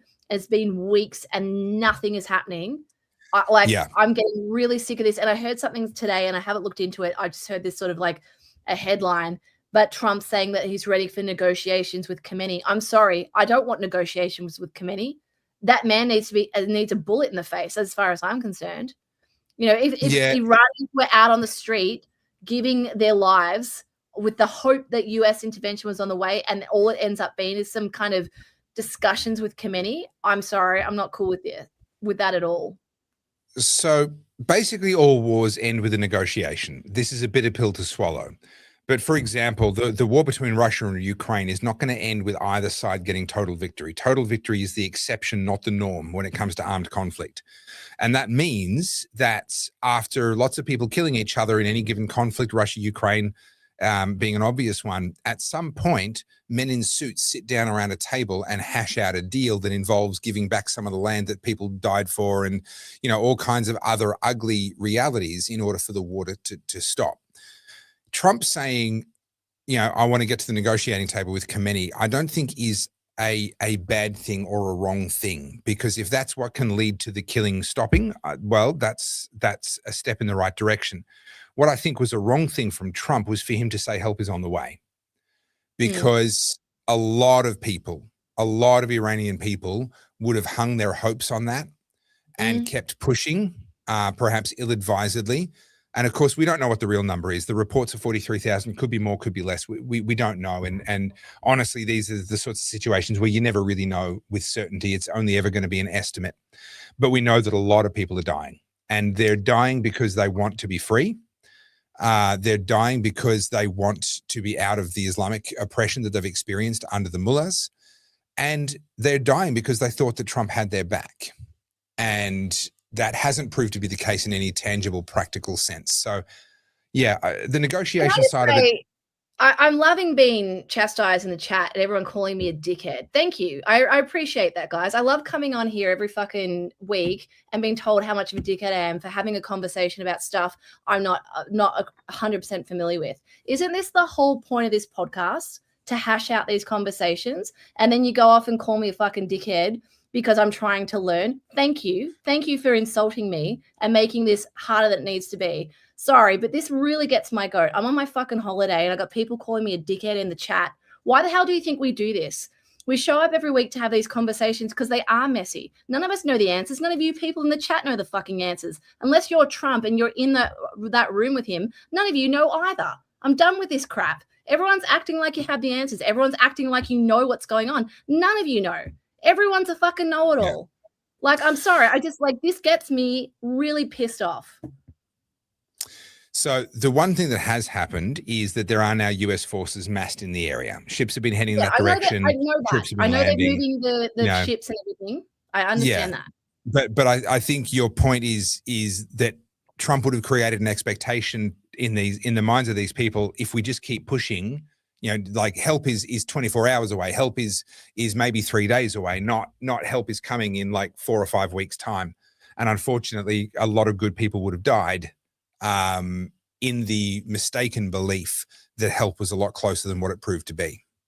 I think the other thing is as well, I mean, whenever we have these conversations about whether it's Iran, Venezuela, or even Palestine, or any of these places where we look at what's going on there and the way they live and go, that's wrong. They're breaching their human rights. There should be change. Yeah. It is messy. I understand that. I don't think anyone has the answer. I don't know how you fix this, because at the core of it is corrupt human beings, ideology, religion, and a whole lot of history. You know, and this is why I get so frustrated in the chat and when people talk about this online. There is no easy way to solve this. And I'm sorry if I ask questions or if I come across misinformed. I don't know. I know nothing about military. I don't know anything about how the defense forces run. Why the hell would I sit here and act as if I do? You guys in the chat are apparently more privy to this than anyone else that's actually in the military. Everyone's a know-it-all. This stuff, and the reason people get worked up is because people pin their hopes on sentiments like what Trump put out there, like you just said, Chris, and or Topher, sorry. And where people get really invested is, you look at what's been happening to the people of Venezuela or Iran, and we know this. We have their stories. People have fled to our country, and these are the people warning us that we are going down the same road. These are why these conversations are important, and they get shut down all the time by people who go, I know better. I know what's happening. You're not deep enough down the fucking rabbit hole. I'm sorry. I just had a gutful. I'm probably really tired, and that doesn't help, and hungry. But well, we're about to wind up, so the hangers are kicking in, but that's okay. We love the spicy side of you, Carlz. I think my only criticism, Carlz, is that you take one comment and you say everyone's calling me this. No, there was one dickhead in the comments. Oh, there was a few in there, but anyway, I've blocked a few people tonight. Yeah, but we love you. The Oddies love you. We love the spiciness. Don't lose that. But also, I have to be up and catch a plane at 5 o'clock in the morning tomorrow morning. I'm heading to Sydney for an interview in a conference, and I think the world's conflicts tonight on this chat at all. Unfortunately, not. No, we're not. And I think you've got yet another Shinkansen tomorrow. We are. We are not going to Nagano or Nagoya. We are leaving Nagano, and we are going to Tokyo, then to Mount Fuji. So 2 Shinkansen. Oh, nice. Yeah. Well, can I just tell you? Go. Sorry. No, you go. Well, so we took the Shinkansen from Osaka to Tokyo, and it made a big deal when we were booking about whether we wanted to pay extra to be on the Fuji side or not. And I was like, I'm not paying extra to be on the Mount Fuji side. Like, don't be ridiculous. And then it turns out we didn't pay extra, and we ended up on the Mount Fuji side anyway. I don't quite know how that works. So we were seated in our correct seats, and then we got to Mount Fuji, and it's right there. And I was like, oh crap, I would have happily paid extra for this. This is actually so much more awesome than I expected. I mean, it's just a mountain, but it's actually really, really awesome. And I would have happily paid the extra, but I didn't have to. Can I just say we went grand class, not grand, grand. No D. We went grand class from Tokyo to, I keep saying Nagoya now, Nagano. That was fancy. I felt a little bit privileged. That was very lovely. So is this different to the green car? Yes, it's the next level up. It's like first class. Oh.